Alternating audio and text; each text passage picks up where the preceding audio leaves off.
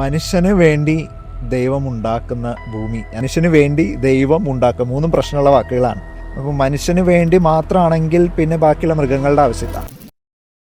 ദൈവം എന്ന് പറയുന്ന ഒരു ലോജിക്കൽ സൊല്യൂഷനാണ്. ആൾക്കാരുടെ പലരുടെയും ബുദ്ധിമുട്ടുകൾക്ക് ഉത്തരം കിട്ടുമെന്നുള്ളൊരു പ്രതീക്ഷ വയ്ക്കുന്ന ഒരു മനുഷ്യൻ കണ്ടെത്തിയ ഏറ്റവും നല്ലൊരു അടിപൊളി സൊല്യൂഷൻ തന്നെയാണ് ദൈവം. അതിൽ സംശയമൊന്നുമില്ല.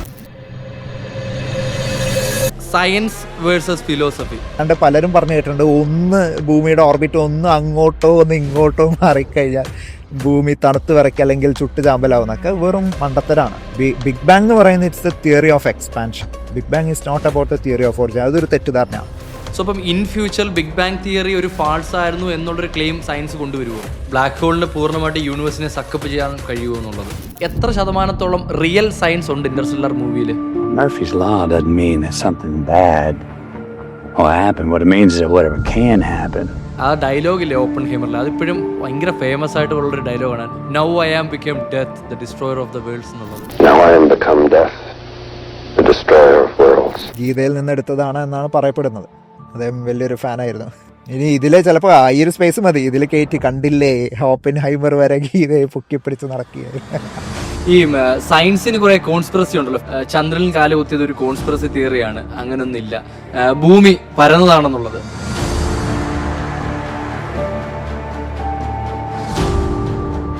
പൗലോസ്, welcome to GS Fit. Thank you. Interview തുടങ്ങുന്നതിന് മുന്നേ ആദ്യം ഒരു ഡിസ്ക്ലെയിമർ ഞാൻ പറയുകയാണ് ബ്രോയോട്. ഞാൻ വളരെ ലേമാനാണ്. ഞാനിപ്പോൾ സംസാരിക്കുന്നത് സയൻസിൻ്റെ ഒരു മേഖല വളരെ ഡീപ്പായിട്ട് എൻഡെപ്തിൽ പഠിക്കുന്ന ഒരു വ്യക്തിയോടാണ്. അപ്പം എൻ്റെ ഭാഗത്ത് നിന്ന് എന്ത് തെറ്റുണ്ടായാലും അത് ക്ഷമിക്കുക. ഒരു ലേമാൻ്റെ തെറ്റായിട്ട് ക്ഷമിക്കുക, ഒരു സാധാരണ ഒരു മനുഷ്യൻ്റെ തെറ്റായിട്ട് ക്ഷമിക്കുക. തിരിച്ചും അതെ, ഇപ്പോൾ എനിക്കും അത് തന്നെയാണ് പറയാനുള്ളത്. എൻ്റെ ഫാക്ച്വൽ മിസ്റ്റേക്സ് വരാണെങ്കിൽ ഓഡിയൻസ് ക്ഷമിക്കുക. അങ്ങോട്ടും ഇങ്ങോട്ടും പരസ്പരം നോളജ് ഷെയർ ചെയ്ത് തന്നെയാണ് നമ്മൾ കറക്ഷൻസ് വരുത്തിയാണ് സയൻസ് മുമ്പോട്ട് പോകുള്ളൂ. പക്ഷേ സയൻസിൽ മാത്രമേ ചെയ്യാൻ പറ്റുള്ളൂ എന്നുള്ള കറക്ഷൻസ് വരുത്തുന്നത് സയൻസ് മാത്രമാണ്. ആണ്, സയൻസ് എപ്പോഴും തിരുത്താൻ റെഡിയാണല്ലോ. എക്സാക്ട്ലി. നമുക്ക് തുടങ്ങാൻ പറ്റുന്നത് സയൻസ് വേഴ്സസ് ഫിലോസഫി. എന്താണ് വ്യത്യാസം? സയൻസും ഫിലോസഫിയും രണ്ട് ടൂൾസ് എന്ന് വേണമെങ്കിൽ പറയാം. നമുക്ക് കൃത്യമായിട്ടുള്ള ശരിയെ കണ്ടെത്താനായിട്ട് നമുക്ക് യൂസ് ചെയ്യുന്ന രണ്ട് ടൂൾസ് എന്ന് വേണമെങ്കിൽ പറയാം. പലരും സയൻസ് മാത്രമായിട്ട് നമ്മൾ പറയാറുണ്ട്, science is the best way. അതിലൊരു ഡൗട്ടും ഇല്ല, science is the best tool. പക്ഷെ പലപ്പോഴും പല ചിന്തകളിലോട്ടും അല്ലെങ്കിൽ സയൻറ്റിഫിക്കലി ഇങ്ങനെ പോകണം എന്ന് ഹെൽപ്പ് ചെയ്യുന്നത് അല്ലെങ്കിൽ ചിന്തിക്കാൻ ഹെൽപ്പ് ചെയ്യുന്നത് ഫിലോസഫിയാണ്. അപ്പോൾ പല ഫിലോസഫിക്കൽ പോയിന്റുകളിൽ നിന്ന് അല്ലെങ്കിൽ ചിന്തകളിൽ നിന്നാണ് ഇങ്ങനൊരു സയൻറ്റിഫിക് മെത്തേഡിലോട്ട് അപ്രോച്ച് ചെയ്താലോ എന്നെത്തുന്നത്. സോ രണ്ടും നമുക്ക് ആവശ്യമുണ്ട്, നമുക്ക് രണ്ടും തള്ളിക്കളയാൻ പറ്റില്ല. But ultimate evidence seeking method philosophy അല്ലാതെ സയൻസ് തന്നെയാണ്. But philosophy definitely helps. മനുഷ്യന് വേണ്ടി ദൈവം ഉണ്ടാക്കിയതാണോ ഈ ഭൂമി? മനുഷ്യന് വേണ്ടി ദൈവം ഉണ്ടാക്കുന്ന ഭൂമി എന്ന ഒരു സ്റ്റേറ്റ്മെന്റിൽ തന്നെ ഒന്ന് മനുഷ്യന് വേണ്ടി എന്നുള്ള ഒരു പ്രശ്നം ഉണ്ട്. അത് പിന്നെ ദൈവം ഉണ്ടാക്കുക. അപ്പോൾ മൂന്ന് വാക്കുകൾ, മനുഷ്യന് വേണ്ടി ദൈവം ഉണ്ടാക്കുക, മൂന്നും പ്രശ്നമുള്ള വാക്കുകളാണ്. അതാണ് ഇവിടുത്തെ നമ്മളൊന്ന് ശ്രദ്ധിക്കേണ്ട കാര്യം. അപ്പോൾ മനുഷ്യന് വേണ്ടി മാത്രമാണെങ്കിൽ പിന്നെ ബാക്കിയുള്ള മൃഗങ്ങളുടെ ആവശ്യമില്ല. ഇനി ബാക്കിയുള്ള മൃഗങ്ങളെ ഉണ്ടാക്കുന്നത്, അതായത് മനുഷ്യന് ഒരു തരത്തിലും ബാധിക്കാത്ത ഒരുപാട് സ്പീഷീസ് ഉണ്ട്. അതിനൊക്കെ ഒഴിവാക്കായിരുന്നു ദൈവത്തിന്. പകരം മനുഷ്യനുമായി ബന്ധപ്പെട്ട് കിടക്കുന്ന ജീവികളെ മാത്രം കൊണ്ടുവന്നാൽ മതി. ഇനി ഒരു 2.5 ലക്ഷം വർഷങ്ങൾക്ക് മുമ്പാണ് നമുക്ക് ഹോമോസാപ്പിയൻ വരുന്നത്. എന്തുകൊണ്ട് അപ്പം അത്രയും കാലം എടുത്തു? ദൈവം ട്രയൽ ആൻഡ് എറർ ചെയ്തുകൊണ്ടിരിക്കുകയായിരുന്നോ എന്നുള്ളൊരു ചോദ്യം വരുന്നുണ്ട്. അത്രയും നേരം ദൈവം ഉണ്ടാക്കി പഠിക്കുകയായിരുന്നോ നല്ലൊരു മനുഷ്യനെ കിട്ടാൻ വേണ്ടിയിട്ട്? ഉരുട്ടി ഉണ്ടാക്കിക്കൊണ്ടിരിക്കുകയായിരുന്നോ എന്നുള്ളൊരു ചോദ്യമുണ്ട്. ആദ്യം തന്നെ ഒരു ഒമ്നി പൊട്ടൻ്റ് ആയിട്ടുള്ള ദൈവത്തിന് തുടക്കം തന്നെ ഒരു അടിപൊളി മനുഷ്യനെയും അടിപൊളി ദൈവത്തെയും ഉണ്ടാക്കാമായിരുന്നു. അപ്പം അതും സംഭവിച്ചിട്ടില്ല. അപ്പം കൃത്യമായിട്ട് നമുക്ക് മുമ്പിലെ തെളിവുകൾ എവല്യൂഷനായിട്ട് മുമ്പിലുണ്ട്. ഇപ്പം എവല്യൂഷൻ ആരും നിരാകരിക്കുന്നതായിട്ട് എനിക്ക് തോന്നുന്നില്ല. പള്ളിയിലച്ഛനാണെങ്കിലും ഒരു മുസ്ലിം സമുദായത്തിലെ ഒരാളാണെങ്കിലും എല്ലാവരും ഇപ്പോൾ എവല്യൂഷൻ പഠിപ്പിച്ചു തുടങ്ങി. കാരണം അത് വിട്ടുള്ള കളിയില്ല. ഇപ്പം പയ്യെ അവരെന്ത് ചെയ്യുന്നു, അവരുടെ മതപുസ്തകങ്ങളിലെല്ലാം എവല്യൂഷനെ കുത്തിക്കയറ്റാൻ നോക്കുകയാണ്. ഇപ്പോൾ വേറെ നിവൃത്തിയില്ലാതെ പോയി. ആ സ്പേസിൽ ദൈവത്തിനെ അങ്ങോട്ട് കൊണ്ടുകൊടുത്തു. എക്സാക്ട്ലി. അതിനെ കൊണ്ടുവരാതെ ഓപ്ഷൻ ഇല്ലാത്ത കൊണ്ട് എവല്യൂഷൻ എന്തായാലും അവർക്ക് നിലനിർത്തിയേ പറ്റുള്ളൂ. ഇനിയിപ്പോൾ അതേ ഇനി ചെയ്യാൻ പറ്റുള്ളൂ. പിന്നെ ഉണ്ടാക്കുക എന്ന് പറയുന്ന ഒരു പ്രശ്നമാണ് മൂന്നാമത്തെ വാക്ക്. ഉണ്ടാക്കുക എന്ന് പറഞ്ഞു കഴിഞ്ഞാൽ നമ്മൾ നോക്കുമ്പോൾ എല്ലാം ആരൊക്കെയോ ഉണ്ടാക്കിയതാണ്. ഈ മൈക്ക് അല്ലെങ്കിൽ ഈ ചെയർ അല്ലെങ്കിൽ ലൈറ്റ് തൊട്ടെല്ലാം ആരൊക്കെയോ ഉണ്ടാക്കിയത് കൊണ്ട് നമ്മുടെ മനുഷ്യന്റെ മസ്തിഷ്കത്തിൽ വരുന്ന ഒരു ഉത്തരം ഈ പ്രപഞ്ചവും ആരെങ്കിലും ഉണ്ടാക്കിയതാവണം എന്നുള്ള ഒരു ഉത്തരത്തിലോട്ടാണ് വരുന്നത്. അതുകൊണ്ടാണ് ഈ ഒരു ഉണ്ടാക്കർ കോൺസെപ്റ്റ് വരുന്നത്. അപ്പോൾ എല്ലാം ഇത് ദൈവം ഉണ്ടാക്കി എന്നുള്ള ഒരു ഉത്തരത്തിലോട്ട് പെട്ടെന്ന് മനുഷ്യനെത്തുന്ന അതാണ്. പക്ഷെ എന്നാലും അതിനകത്തൊരു കൺഫ്യൂഷൻ. ഫോർ എക്സാമ്പിൾ നമ്മൾ ലെഗോ എടുക്കുന്നു. അപ്പം ലെഗോയുടെ ഓരോ ചെറിയ ചെറിയ ആ പാർട്ടികളില്ലേ, നമ്മൾ ആ ലെഗോ അറ്റാച്ച് ചെയ്ത് അതിനൊരു വലിയൊരു മോഡലായിട്ട് മാറ്റുന്നു. അപ്പോൾ ഇതിനൊരു പെർഫെക്റ്റ് ക്രിയേറ്റർ വേണ്ടേ? ഒരു വ്യക്തി വളരെ പ്രിസൈസ് ആയിട്ട് ക്രിയേറ്റ് ചെയ്താൽ മാത്രമേ ലെഗോ ഒരു ഫുൾ ഇമേജ് ആയിട്ട് അല്ലെങ്കിൽ ഒരു ഫുൾ മോഡലായിട്ട് മാറൂ. അപ്പം സംവൺ ഈസ് ബിഹൈൻഡ് ദിസ് എന്നൊരു പ്രശ്നം ഉണ്ടല്ലോ. അതെന്താ പ്രശ്നം എന്ന് പറഞ്ഞു കഴിഞ്ഞാൽ, നമ്മൾ ഈ മുമ്പ് വീണ്ടും റിപ്പീറ്റ് ചെയ്യാണ്, എവല്യൂഷൻ ശരിക്കും പഠിക്കാത്തതുകൊണ്ടാണ്. എനിക്ക് തോന്നുന്നു നമ്മളുടെ പൂർവികരുടെ ഫോസിൽ ഒന്ന് കണ്ടു കഴിഞ്ഞാൽ കുറേ കൺഫ്യൂഷൻസ് മാറിക്കിട്ടും. എനിക്ക് തോന്നുന്നു ഒരു ഫ്രാൻസിൽ പോയിട്ട് നമ്മൾ പല പല ഫോസിലുകൾ എങ്ങനെ മനുഷ്യനിലോട്ട് എത്തി, ഒരു 10,000 വർഷങ്ങൾക്ക് ഗ്യാപ്പ് ഇട്ട് അല്ലെങ്കിൽ മില്യൺസ് ഓഫ് ഇയേഴ്സിൻ്റെ ഗ്യാപ്പിൽ നമുക്ക് ഫോസിൽസ് കാണാം. നമ്മുടെ പൂർവികരുടെ ഫോസിൽസ് ഒക്കെ നമുക്ക് അവിടെ നിരത്തി വെച്ചിരിക്കുന്നത് കാണാൻ പറ്റും. അപ്പോൾ നമുക്ക് മനസ്സിലാവും എത്ര സ്ലോ പ്രോസസ്സാണ് ഈ എവല്യൂഷൻ എന്നുള്ളത്. അപ്പോൾ അതുകൊണ്ട് തന്നെ വളരെ സ്ലോലി എടുക്കേണ്ടവ മാത്രം എടുത്തിട്ട് മുമ്പോട്ട് പോകുന്ന ഒരു പ്രോസസ്സാണ് എവല്യൂഷൻ. അപ്പോൾ അതിൽ നമുക്ക് തെറ്റുകൾ വന്നിട്ടുണ്ട്. ആ തെറ്റുകൾ എവല്യൂഷണറി പ്രഷറിലൂടെ മായ്ച്ചു കളഞ്ഞിട്ടുണ്ട്. അങ്ങനെ മുമ്പോട്ട് സ്റ്റേജ് ബൈ സ്റ്റേജ് വളരെ സ്ലോലി നടക്കുന്ന ഈ പ്രോസസ്സ് നമ്മൾ പുറകിലോട്ട് നോക്കുമ്പോൾ പെട്ടെന്ന് ഇതാരോ ഉണ്ടാക്കിയ പോലെ നമുക്ക് തോന്നാം.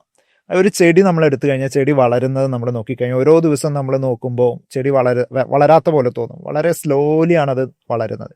ഓവർ ടൈം നമ്മൾ നോക്കുമ്പോഴാണ് അതിൻ്റെ ഒരു ഫുൾ സ്റ്റേജ് വളർച്ച നമ്മൾ കാണുന്നത്. എവല്യൂഷൻ അതേ കാര്യം എവല്യൂഷനിൽ സംഭവിക്കുമ്പോൾ മില്യൺസ് ഓഫ് ഇയേഴ്സിൻ്റെ ഗ്യാപ്പാണ്.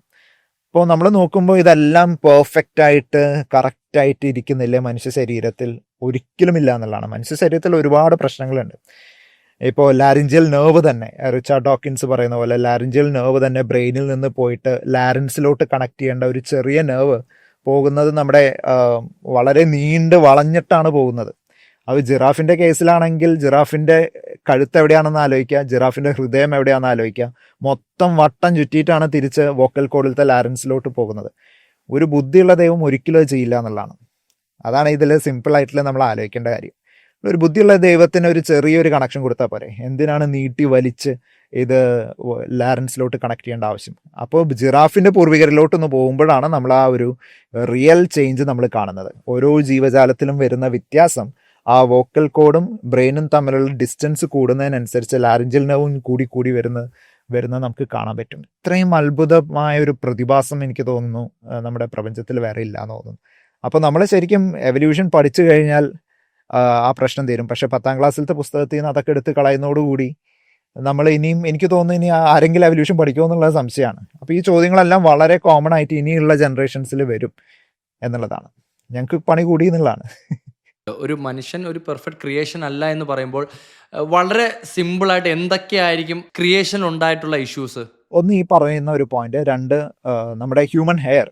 നമുക്ക് ഈ ശരീരത്തിലെ മുടിയുടെ ആവശ്യമൊന്നും നമുക്കില്ല. ഇതൊക്കെ നമ്മുടെ ആദിമകാലത്ത് മനുഷ്യർക്ക് തണുപ്പിൽ നിന്ന് രക്ഷ നേടാൻ വേണ്ടിയിട്ടുണ്ടായിട്ടുള്ള ഒരു എവല്യൂഷണറി പ്രഷറിന്റെ ഭാഗമായിട്ടുണ്ടായിട്ടുള്ളതാണ് ഹ്യൂമൻ ഹെയർ. അതുപോലെ ടെയിൽ ബോൺ ഉണ്ട് നമുക്ക്. അതുപോലെ തന്നെ ബ്ലൈൻഡ് സ്പോട്ട് കണ്ണിലുണ്ട് നമുക്ക്. ഇയേഴ്സ് നമുക്കിപ്പോൾ എല്ലാവർക്കും മൂവ് ചെയ്യാൻ പറ്റില്ലെങ്കിലും ചിലർക്കൊക്കെ ചെവി മൂവ് ചെയ്യാനായിട്ട് സാധിക്കാറുണ്ട്. അപ്പോൾ പണ്ടത്തെ കുരങ്ങന്മാർ, അല്ലെങ്കിൽ കുരങ്ങന്മാർ എന്ന് പറയാൻ പറ്റില്ല, കുരങ്ങനും മനുഷ്യനൊക്കെ ഒരേ ഒരു കോമൺ ആൻസിസ്ട്രിയിൽ നിന്ന് വന്നിട്ടുള്ളതാണ്. പക്ഷെ ആദിമകാലത്തെ മരത്തിൽ ജീവിച്ചിരുന്ന നമ്മുടെ പൂർവികർക്കൊക്കെ ഈ ചെവി അങ്ങോട്ടും ഇങ്ങോട്ടും നീക്കേണ്ടിയിരുന്ന ഒരവസ്ഥയൊക്കെ ഉണ്ടായിരുന്നു. കാരണം എവിടെ നിന്നാണ് എനിമി വരുന്നതെന്നൊന്നും നമുക്കറിയില്ല. അപ്പോൾ അതിനനുസരിച്ച് ചെവി വട്ടം പിടിക്കാന്നൊക്കെ നമ്മൾ പറയില്ലേ, ആ കഴിവുണ്ടായിരുന്നു. നമുക്ക് ഇന്ന് ആ കഴിവില്ല. പക്ഷെ അവിടെ ഈ പറയുന്ന പോലെ അതൊരു പ്രശ്നമായിട്ടുണ്ട്. പിന്നെ ടെയിൽ ബോണിൻ്റെ കാര്യം പറഞ്ഞു. പിന്നെ നമ്മുടെ കാൽപാദത്തിലുള്ള ഈ പറയുന്ന എല്ലുകൾ നോക്കിക്കഴിഞ്ഞാൽ നമുക്ക് മരം കയറാനായിട്ട് അള്ളിപ്പിടിച്ച് കയറാൻ പറ്റിയിരുന്ന ഒരു കഴിവ് നമുക്ക് മുമ്പുണ്ടായിരുന്നു. ഇന്ന് നമുക്കത് യൂസ് ചെയ്യാൻ പറ്റാതെ പോയി. അപ്പോൾ ഇറ്റ്സ് ഓൾ എവല്യൂഷൻ. ഇതൊക്കെ ഇഷ്ടം പോലെ നമുക്ക് അങ്ങനെ കാണിക്കാൻ സാധിക്കും എന്നുള്ളതാണ്. ഭൂമിയുടെ സ്പന്ദനം കണക്കിലാണോ ഫിസിക്സിലാണോ? ഭൂമിയുടെ സ്പന്ദനം കണക്കിലാണോ ഫിസിക്സിലാണോ എന്ന് പറഞ്ഞു കഴിഞ്ഞാൽ സയൻസിലാണെന്ന് പറയാനാണ് എനിക്ക് കുറച്ചും കൂടി ഇഷ്ടം. ബട്ട് ഇത് എക്സ്പ്ലെയിൻ ചെയ്യാനായിട്ട് മാത്തമാറ്റിക്സ് നമ്മൾ യൂസ് ചെയ്യുന്നു. അതായത് മാത്സ് പറയുന്ന എല്ലാം ശരിയല്ല.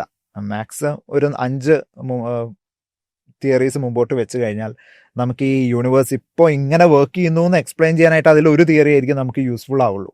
ബാക്കി 4 നമുക്ക് യൂസ്ഫുൾ ആവണം എന്നില്ല. അതായത് മാത്സ് തന്നെയാണ് മൾട്ടിവേഴ്സ് മുമ്പോട്ട് വയ്ക്കുന്നത്, മാത്സ് തന്നെയാണ് പാരലൽ യൂണിവേഴ്സ് വെക്കുന്നത്, മാത്സ് തന്നെയാണ് സ്ട്രിംഗ് തിയറി വെക്കുന്നത്, മാത്സ് തന്നെയാണ് ഒരു പ്രപഞ്ചം തുടങ്ങുന്നതിന് മുമ്പുള്ള അവസ്ഥയെ പറ്റിയിട്ട് ഒരു ഹൈപ്പോത്തസിസ് മുമ്പോട്ട് വയ്ക്കുന്നത്. ഇതൊക്കെ മാത്തമാറ്റിക്സ് ആണ്. അതാണ് മാത്സിന്റെ പവർ. മാത്സിന് ഇതെല്ലാം മുമ്പോട്ട് വെക്കാൻ സാധിക്കും എന്നുള്ളതാണ് മാത്സിന്റെ കഴിവെങ്കിൽ ഫിസിക്സ് ആണ് പറഞ്ഞു തരുന്നത് ഓക്കെ നമുക്ക് എക്സ്പെരിമെന്റൽ എവിഡൻസുകളിലൂടെ ഈ ഒരു പെർട്ടിക്കുലർ മാത്തമാറ്റിക്കൽ മെത്തേഡ് അല്ലെങ്കിൽ മോഡലാണ് വർക്ക് ആവുന്നത് എന്ന് പറയുന്നത് ഫിസിക്സ് ആണ്. അപ്പോൾ ഇറ്റ്സ് എ കൊളാബറേഷൻ എന്ന് വേണമെങ്കിൽ നമുക്ക് വിളിക്കാം. സോ സയൻസ് ആൻഡ് മാത്സ് ഇതാണ് രണ്ടും കൂടി ഒരുമിച്ച് പറയേണ്ടി വരും. Tell me about your self. എങ്ങനെ ഈ ഒരു മേഖലയിലേക്ക് എത്തി? What was the story? Science promotion അല്ലെങ്കിൽ സയൻസ് സ്പീക്കർ എന്നാണ് എനിക്ക് വേണമെങ്കിൽ ഇപ്പോൾ കൂടുതൽ അറിയപ്പെടാൻ ആഗ്രഹം. അപ്പോൾ ആ ഒരു മേഖലയിലോട്ട് എങ്ങനെ എത്തി എന്നുള്ളൊരു ചോദ്യമാണെങ്കിൽ എനിക്ക് തോന്നുന്നു ഞാൻ എൻ്റെ കോളേജ് സമയം തൊട്ട് 2008 ഞാൻ ഇലക്ട്രിക്കൽ ആൻഡ് ഇലക്ട്രോണിക്സ് ഡിപ്പാർട്ട്മെൻറ്റിലോട്ട് ആസ് എ സ്റ്റുഡൻറ്റ് ഞാൻ കയറുന്നത്. അപ്പം തൊട്ട് എനിക്ക് ഈ പ്രസൻറ്റേഷനുകളോട് ഭയങ്കര ഒരു ആഗ്രഹം. അതായത് ആദ്യത്തെ പ്രസൻറ്റേഷൻ പൊട്ടിപ്പൊളിഞ്ഞു, ഓപ്പണായിട്ട് പറയാതെ. അത് 8 നിലയിൽ പൊട്ടി, നല്ല തകർച്ച നേരിട്ട് ഇരിക്കുന്ന സമയത്ത് ഓക്കെ ഇത് കുറച്ചും കൂടി നന്നാക്കണം എന്നെനിക്കൊരു വാശി. ഇതാണ് സംഭവിച്ചത്. അതായത് ഒരു ബന്ധവുമില്ലാത്ത, അതായത് ഒരു സ്റ്റേജിന് മുമ്പിൽ വന്ന് നിൽക്കാൻ വളരെയധികം മടിച്ച ഒരു ബോയ്സ് ഓൺലി സ്കൂളിൽ മാത്രം പഠിച്ചിട്ടുള്ള ഒരാൾ എൻജിനീയറിംഗിലോട്ട് വരുമ്പോൾ ഒരു പ്രസൻറ്റേഷൻ ചെയ്ത് 8 നിലയിൽ പൊട്ടുമ്പോൾ ഒരു ഭയങ്കരമായിട്ടുള്ള ഒരു ചളുപ്പുണ്ടാവുമല്ലോ. ഇതൊന്നും മാറ്റിക്കിട്ടാൻ വേണ്ടിയിട്ട് 2ാമത്തെ പ്രസൻറ്റേഷൻ ചെയ്യുന്നു, 3ാമത്തെ ചെയ്യുന്നു. അപ്പോൾ കിട്ടുന്ന ഒരു അഡ്രിനാലിൻ റഷ് എന്ന് വേണമെങ്കിൽ നമുക്ക് വിളിക്കാം. കൂടുതൽ ആൾക്കാരെ കാണുന്നു, കൂടുതൽ science and engineering topics handle ചെയ്യാൻ പറ്റുന്നു.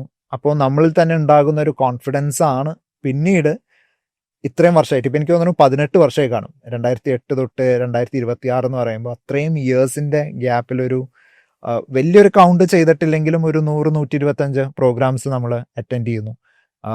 അതിലൂടെ science maximum and engineering topics maximum ആൾക്കാരിലോട്ട് എത്തിക്കാനായിട്ട് ശ്രമിക്കുന്നു. സോ കൺസിസ്റ്റൻസി, ഇതാണ് ഏറ്റവും നല്ല വാക്ക്. It's more than intelligence. ആർക്കും വേണ്ടത് കൺസിസ്റ്റൻസി ആണ് എന്ന് എനിക്ക് പലപ്പോഴും ഞാൻ പറയാറുണ്ട് സ്റ്റുഡൻസിൻ്റെ അടുത്ത്. അപ്പോൾ it's all about who is consistent will eventually reach into the end എന്നുള്ളതാണ്. അത് വളരെ ഇമ്പോർട്ടൻ്റ് ആയിട്ടുള്ള ഒരു പോയിന്റാണ്.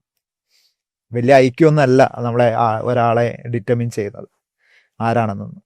വളരെ കോംപ്ലിക്കേറ്റഡ് ആയിട്ട് പലരും പറയുന്നൊരു തിയറിയാണ് ഈ ബിഗ് ബാങ്. ഇപ്പം എനിക്ക് തോന്നുന്നു ഈ ഭൂമിയുടെ തുടക്കം അല്ലെങ്കിൽ ഈ യൂണിവേഴ്സിൻ്റെ തുടക്കം എന്ന് പറഞ്ഞാൽ ആദ്യം സ്റ്റാർട്ട് ചെയ്യുന്ന ബിഗ് ബാങ് ആണ്. എന്തോ ഒരു പൊട്ടിത്തെറി. ഇപ്പം ഈ പൊട്ടിത്തെറി എന്നുള്ള ഒരു മറുപടിക്ക് അപ്പുറം what is exactly a big bang? 2 കാര്യങ്ങളാണ്. ഒന്ന്, ആൾക്കാർ എൻ്റെ അടുത്ത് പലപ്പോഴും പറയും ഈ ബിഗ് ബാങ് ഒന്ന് മാറ്റി പിടിച്ചൂടെ, അതൊന്നാമത്തെ കാര്യം. 2ാമത്തെ കാര്യം, സയൻസ് ഒരു ലേമാൻ അല്ലെങ്കിൽ ഒരു സാധാരണക്കാരന് വേണ്ടി മനസ്സിലാവണം എന്നുള്ള രീതിയിൽ വർക്ക് ചെയ്യുന്ന ഒന്നല്ല എന്നുള്ളതാണ് 2ാമത്തെ കാര്യം. സോ നമ്മൾ എത്രത്തോളം അത് ലളിതമാക്കാൻ ശ്രമിക്കുന്നോ പലപ്പോഴും അതിലത്തെ പ്രധാനപ്പെട്ട കാര്യങ്ങൾ മിസ്സായി പോകുന്നുണ്ടാവാം. അതുകൊണ്ടായിരിക്കും പലർക്കും അത് കൂടുതൽ കൺഫ്യൂഷൻ ഉണ്ടാവുന്നത്. എന്ന് വെച്ചാൽ നമ്മളത് വളരെ ഡിഫിക്കൽട്ട് ആക്കുന്നു എന്നല്ല. Big bang first of all ഒരു എക്സ്പ്ലോഷൻ അല്ല. ആസ് യൂഷ്വൽ ഒരുപാട് സ്ഥലങ്ങളിൽ പറഞ്ഞിട്ടുള്ള അതേ കാര്യം റിപ്പീറ്റ് ചെയ്യാണ്. It's not an explosion, it's an accelerated expansion എന്ന വാക്കാണ് നമുക്ക് യൂസ് ചെയ്യാനായിട്ട് ഇന്ന് നമ്മുടെ കയ്യിൽ തെളിവുകൾ നമുക്ക് മുമ്പോട്ട് വയ്ക്കുന്നത്. അപ്പോൾ അത് ഉണ്ടായിട്ട് 1380 കോടി വർഷങ്ങളായി. നമ്മൾ എങ്ങനെ നമുക്കിതൊക്കെ മനസ്സിലാവുന്നു എന്ന് പറഞ്ഞു കഴിഞ്ഞാൽ നമുക്ക് ഒരുപാട് തെളിവുകളുണ്ട്. നമ്മുടെ ചുറ്റും നമ്മൾ നോക്കുമ്പോൾ നമുക്ക് cosmic microwave, background radiation, hydrogen helium density, ഗാലക്സികളുടെ സ്റ്റാർ ഫോർമേഷൻ്റെ കാലാവധി നമ്മൾ ചെക്ക് ചെയ്യുമ്പോൾ ഒരുപാട് നമ്മൾ ഡോപ്ലർ ഇഫക്റ്റ് തൊട്ടുള്ള ഒരുപാട് തെളിവുകൾ നമ്മൾ മുമ്പോട്ട് വയ്ക്കുമ്പോൾ നമ്മൾ ഇതെല്ലാം ഈ കാണുന്ന മൊത്തത്തിൽ നമ്മളിൽ നിന്ന് അകന്നു പോകുന്ന പ്രപഞ്ചം ഒരു പെർട്ടിക്കുലർ പോയിന്റിൽ നിന്ന് സ്റ്റാർട്ട് ചെയ്തതാണ് എന്നുള്ള ഒരു കൺക്ലൂഷനിലോട്ട് നമ്മളെത്തും. അപ്പോൾ ഇതിനെ നമുക്ക് പുറകിലോട്ട് നമ്മൾ റിവൈൻഡ് അടിച്ച് പോയി കഴിഞ്ഞാൽ ഈ പ്രപഞ്ചം ഒരു ഇപ്പോൾ നമ്മൾ നിൽക്കുന്ന സ്റ്റേറ്റിൽ നിന്ന് വളരെ ചുരുങ്ങിയൊരു ഹോട്ട് ആൻഡ് ഡെൻസ് ആയിട്ടുള്ള ഒരവസ്ഥയിലോട്ട് നമ്മളെത്തും.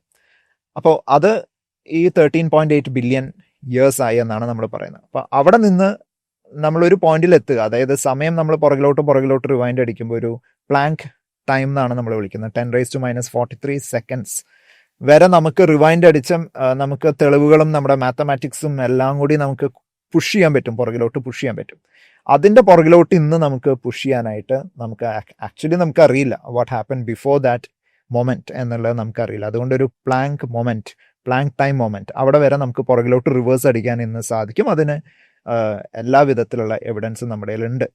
പക്ഷേ അതെങ്ങനെ ഉണ്ടായി, ആ സ്റ്റേജ് എങ്ങനെ ഉണ്ടായി എന്നുള്ളതാണ് എല്ലാവരുടെയും ചോദ്യം. കാരണം ഒരു കാലഘട്ടത്ത് ഇതുവരെ നമുക്കറിയില്ലായിരുന്നു, ഈ കാര്യങ്ങൾ പോലും നമുക്കറിയില്ലായിരുന്നു. ഇപ്പം നമ്മൾ ഇത്രയും സയൻസിന്റെ സഹായത്തോടു കൂടി നമ്മൾ അത്രയും വരെ പുഷ് ചെയ്ത് നിർത്തിയിട്ടുണ്ട്. ഇനി ചോദ്യം, ആ ഒരു മൊമെന്റ് എങ്ങനെ ഉണ്ടായി, പ്രപഞ്ചത്തിന്റെ സ്റ്റാർട്ടിങ് പോയിന്റ് എങ്ങനെ ഉണ്ടായി? ഏറ്റവും നല്ല ഉത്തരം എന്ന് പറയുന്നത് അറിയില്ല എന്നുള്ളതാണ്. അതാണ് നമ്മൾ പറയേണ്ടത്. സയൻസിന് അറിയാത്ത കാര്യങ്ങൾ, സയൻസ് ഉപയോഗിച്ച് എക്സ്പ്ലെയിൻ ചെയ്യാൻ പറ്റാത്ത കാര്യങ്ങൾ സയൻസിന് ഒരിക്കലും എക്സ്പ്ലെയിൻ ചെയ്യാൻ പറ്റില്ല എന്നല്ല. നാളെ ടെക്നോളജി കുറച്ചും കൂടി ഇമ്പ്രൂവ് ചെയ്യുമ്പോൾ, ഈ പറയുന്ന ക്വാണ്ടം കമ്പ്യൂട്ടിംഗ് ഒന്നും കൂടി സ്ട്രോങ് ആകുന്ന സമയത്ത് എല്ലാം നമുക്ക് ഇതിനുള്ള ഉത്തരങ്ങൾ നമുക്ക് എന്തായാലും കിട്ടും എന്നാണ് ഞാൻ ആഗ്രഹിക്കുന്നത്. എന്നോട് നേരത്തെ പറഞ്ഞിരുന്നല്ലോ, എക്സ്പാൻഡ് ചെയ്തുകൊണ്ടിരിക്കുകയാണ് യൂണിവേഴ്സ് എന്നുള്ളത്. സോ അപ്പം in future big bang theory ഒരു ഫാൾസ് ആയിരുന്നു എന്നുള്ളൊരു ക്ലെയിം സയൻസ് കൊണ്ടുവരുമോ? ഇല്ല, ബിഗ് ബാങ് ഇനി അതൊരു ഫോൾസ് അല്ല. അതെന്താ പ്രശ്നം എന്ന് പറഞ്ഞു കഴിഞ്ഞാൽ, നമുക്ക് ഈ എക്സ്പാൻഡ് ചെയ്തുകൊണ്ടിരിക്കുന്നു എന്നുള്ളതിനെ നമുക്ക് ഒരു ടെലിസ്കോപ്പ് എടുത്ത് അങ്ങോട്ട് നോക്കിയാൽ മതി എന്നേ ഞാൻ പറയുള്ളൂ. നല്ല പവർഫുൾ ടെലിസ്കോപ്പ് ഉണ്ടെങ്കിൽ നമ്മുടെ ഗാലക്സി, നമ്മുടെ മിൽക്കി വേ ഗാലക്സിയാണ്, നമ്മുടെ സൂപ്പർ ക്ലസ്റ്ററിന്റെ ഉള്ളിലുള്ള ഗാലക്സികളെല്ലാം ഒതുങ്ങി നിൽക്കുന്ന ഒരു ക്ലസ്റ്റർ ഉണ്ട്. അതുപോലെ പല പല ക്ലസ്റ്റേഴ്സ് ഉണ്ട്. അപ്പോൾ നല്ലൊരു പവർഫുൾ ടെലിസ്കോപ്പ് ഉണ്ടെങ്കിൽ നിങ്ങൾ മറ്റൊരു ഗലാക്ടിക് ക്ലസ്റ്റർ നോക്കിക്കഴിഞ്ഞാൽ അത് അകന്നു പോകുന്നതായിട്ട് നിങ്ങൾക്ക് കാണാൻ സാധിക്കും. അപ്പം നിങ്ങൾ നോക്കിക്കൊണ്ടിരിക്കുമ്പോൾ കാണുന്ന കാര്യമാണ്, അതെങ്ങനെ തെറ്റുന്നുള്ളതാണ്. അപ്പം നമുക്ക് ഒരുപാട് തെളിവുകളുണ്ട്. ഇത് മാത്രമൊന്നുമല്ല, നമുക്ക് ഡോപ്ലർ ഷിഫ്റ്റ് പോലെയുള്ള ഒരുപാട്, ഞാൻ അതിൻ്റെ ടെക്നിക്കാലിറ്റിയിലോട്ടൊന്നും പോകുന്നില്ല എന്ന് മാത്രം. പക്ഷേ അങ്ങനെ നമുക്ക് ഒരുപാട് എവിഡൻസ് നമുക്ക് നേരിട്ട് കണ്ടറിയാം എന്നുള്ളതാണ്. അപ്പോൾ അതൊന്നും ഇനി തെറ്റാണെന്ന് പ്രൂവ് ചെയ്യാൻ പറ്റില്ല. ഇല്ലെങ്കിൽ ഇനി ഇത് തെറ്റാണെന്ന് പ്രൂവ് ചെയ്യണം എന്നുണ്ടെങ്കിൽ അത്രയും അധികം ഇതിനെ ഭേദിക്കുന്ന തരത്തിലുള്ള തെളിവ് കൊണ്ടുവരണം എന്നുള്ളതാണ്. Extraordinary claims require extraordinary evidence എന്നാണ്. അപ്പോൾ ബിഗ് ബാങ് എന്ന് പറയുന്നത് ആ ഒരു എക്സ്പാൻഷൻ, പ്രപഞ്ചത്തിന്റെ എക്സ്പാൻഷൻ നമ്മൾ സിമ്പിളായിട്ട് ഒരു ടെലിസ്കോപ്പിൽ കൂടെ ഹബിള് നമ്മൾ ഈ ആക്സിലറേറ്റിംഗ് യൂണിവേഴ്സിനെ പറ്റിയിട്ടൊക്കെ നമ്മൾ കണ്ടെത്തിയതാണ്. സോ ഇനി അത് തെറ്റാണെന്ന് പ്രൂവ് ചെയ്യാൻ ഭയങ്കര പാടാണ്. എവല്യൂഷൻ പോലെ തന്നെ എവല്യൂഷൻ തെറ്റാണെന്ന് പ്രൂവ് ചെയ്യാൻ ആക്ച്വലി ഭയങ്കര എളുപ്പമാണ്. നിങ്ങൾ ഈ പറയുന്ന ഒരു ദിനോസറിന്റെ ഒപ്പം കളിച്ച് ചിരിച്ച് നടന്ന ഒരു മനുഷ്യക്കുഞ്ഞിന്റെ ഫോസിൽ കൊണ്ടുവന്നാൽ മതി, അപ്പം തന്നെ എവല്യൂഷൻ തെറ്റാണെന്ന് നമുക്ക് പ്രൂവ് ചെയ്യാൻ പറ്റും. അപ്പോൾ ഇനി അത് കൊണ്ടുവരാൻ പറ്റുന്നില്ല എന്നുള്ളതാണ് ഇവിടുത്തെ പ്രശ്നം. ആ അറിയില്ല എന്ന് പറഞ്ഞ ഗ്യാപ്പിൽ ഞാൻ ഒരു ക്രിയേറ്ററിനെ കൊണ്ട് പ്ലേസ് ചെയ്തോട്ടെ? തീർച്ചയായിട്ടും വെക്കാമല്ലോ. നമുക്ക് അവിടെ ക്രിയേറ്ററിനെ വെക്കാം, കാക്രി ബുക്രിയെ വെക്കാം, ഇഷ്ടമുള്ള ക്രിയേറ്റേഴ്സിനെ വെക്കാം എന്നുള്ളതാണ്. ഇഷ്ടംപോലെ ഓപ്ഷൻസ് നമുക്ക് അവിടെ ഉണ്ട് എന്നുള്ളതാണ്. അപ്പോൾ ക്വസ്റ്റ്യൻ ഈസ്, നിങ്ങൾക്ക് അവിടെ മാത്രമേ വെക്കാൻ പറ്റുള്ളൂ. അത് കഴിഞ്ഞിട്ട് ഇങ്ങോട്ട് ഇവിടെ വരെയുള്ള സ്ഥലത്ത് ഒരിടത്ത് പോലും നിങ്ങൾക്ക് വെക്കാൻ ഗ്യാപ്പില്ല. വേണമെങ്കിൽ ഒരു ബ്ലാക്ക് ഹോളിന്റെ സെന്ററിൽ കൊണ്ടേ ഇരുത്താം, കാരണം അതൊന്നും നമുക്കറിയില്ല. അപ്പോൾ നമുക്ക് അറിയാത്ത ഏതൊക്കെ ഗ്യാപ്പ് ഉണ്ടോ അവിടെ വേണമെങ്കിൽ ഒബ്സർവബിൾ യൂണിവേഴ്സിന്റെ അപ്പുറം കൊണ്ടേ വെക്കാം. 93 ബില്യൺ ലൈറ്റ് ഇയേഴ്സ് ആണ് ഒബ്സർവബിൾ യൂണിവേഴ്സിന്റെ ഡയമീറ്റർ എന്ന് പറയുന്നത്.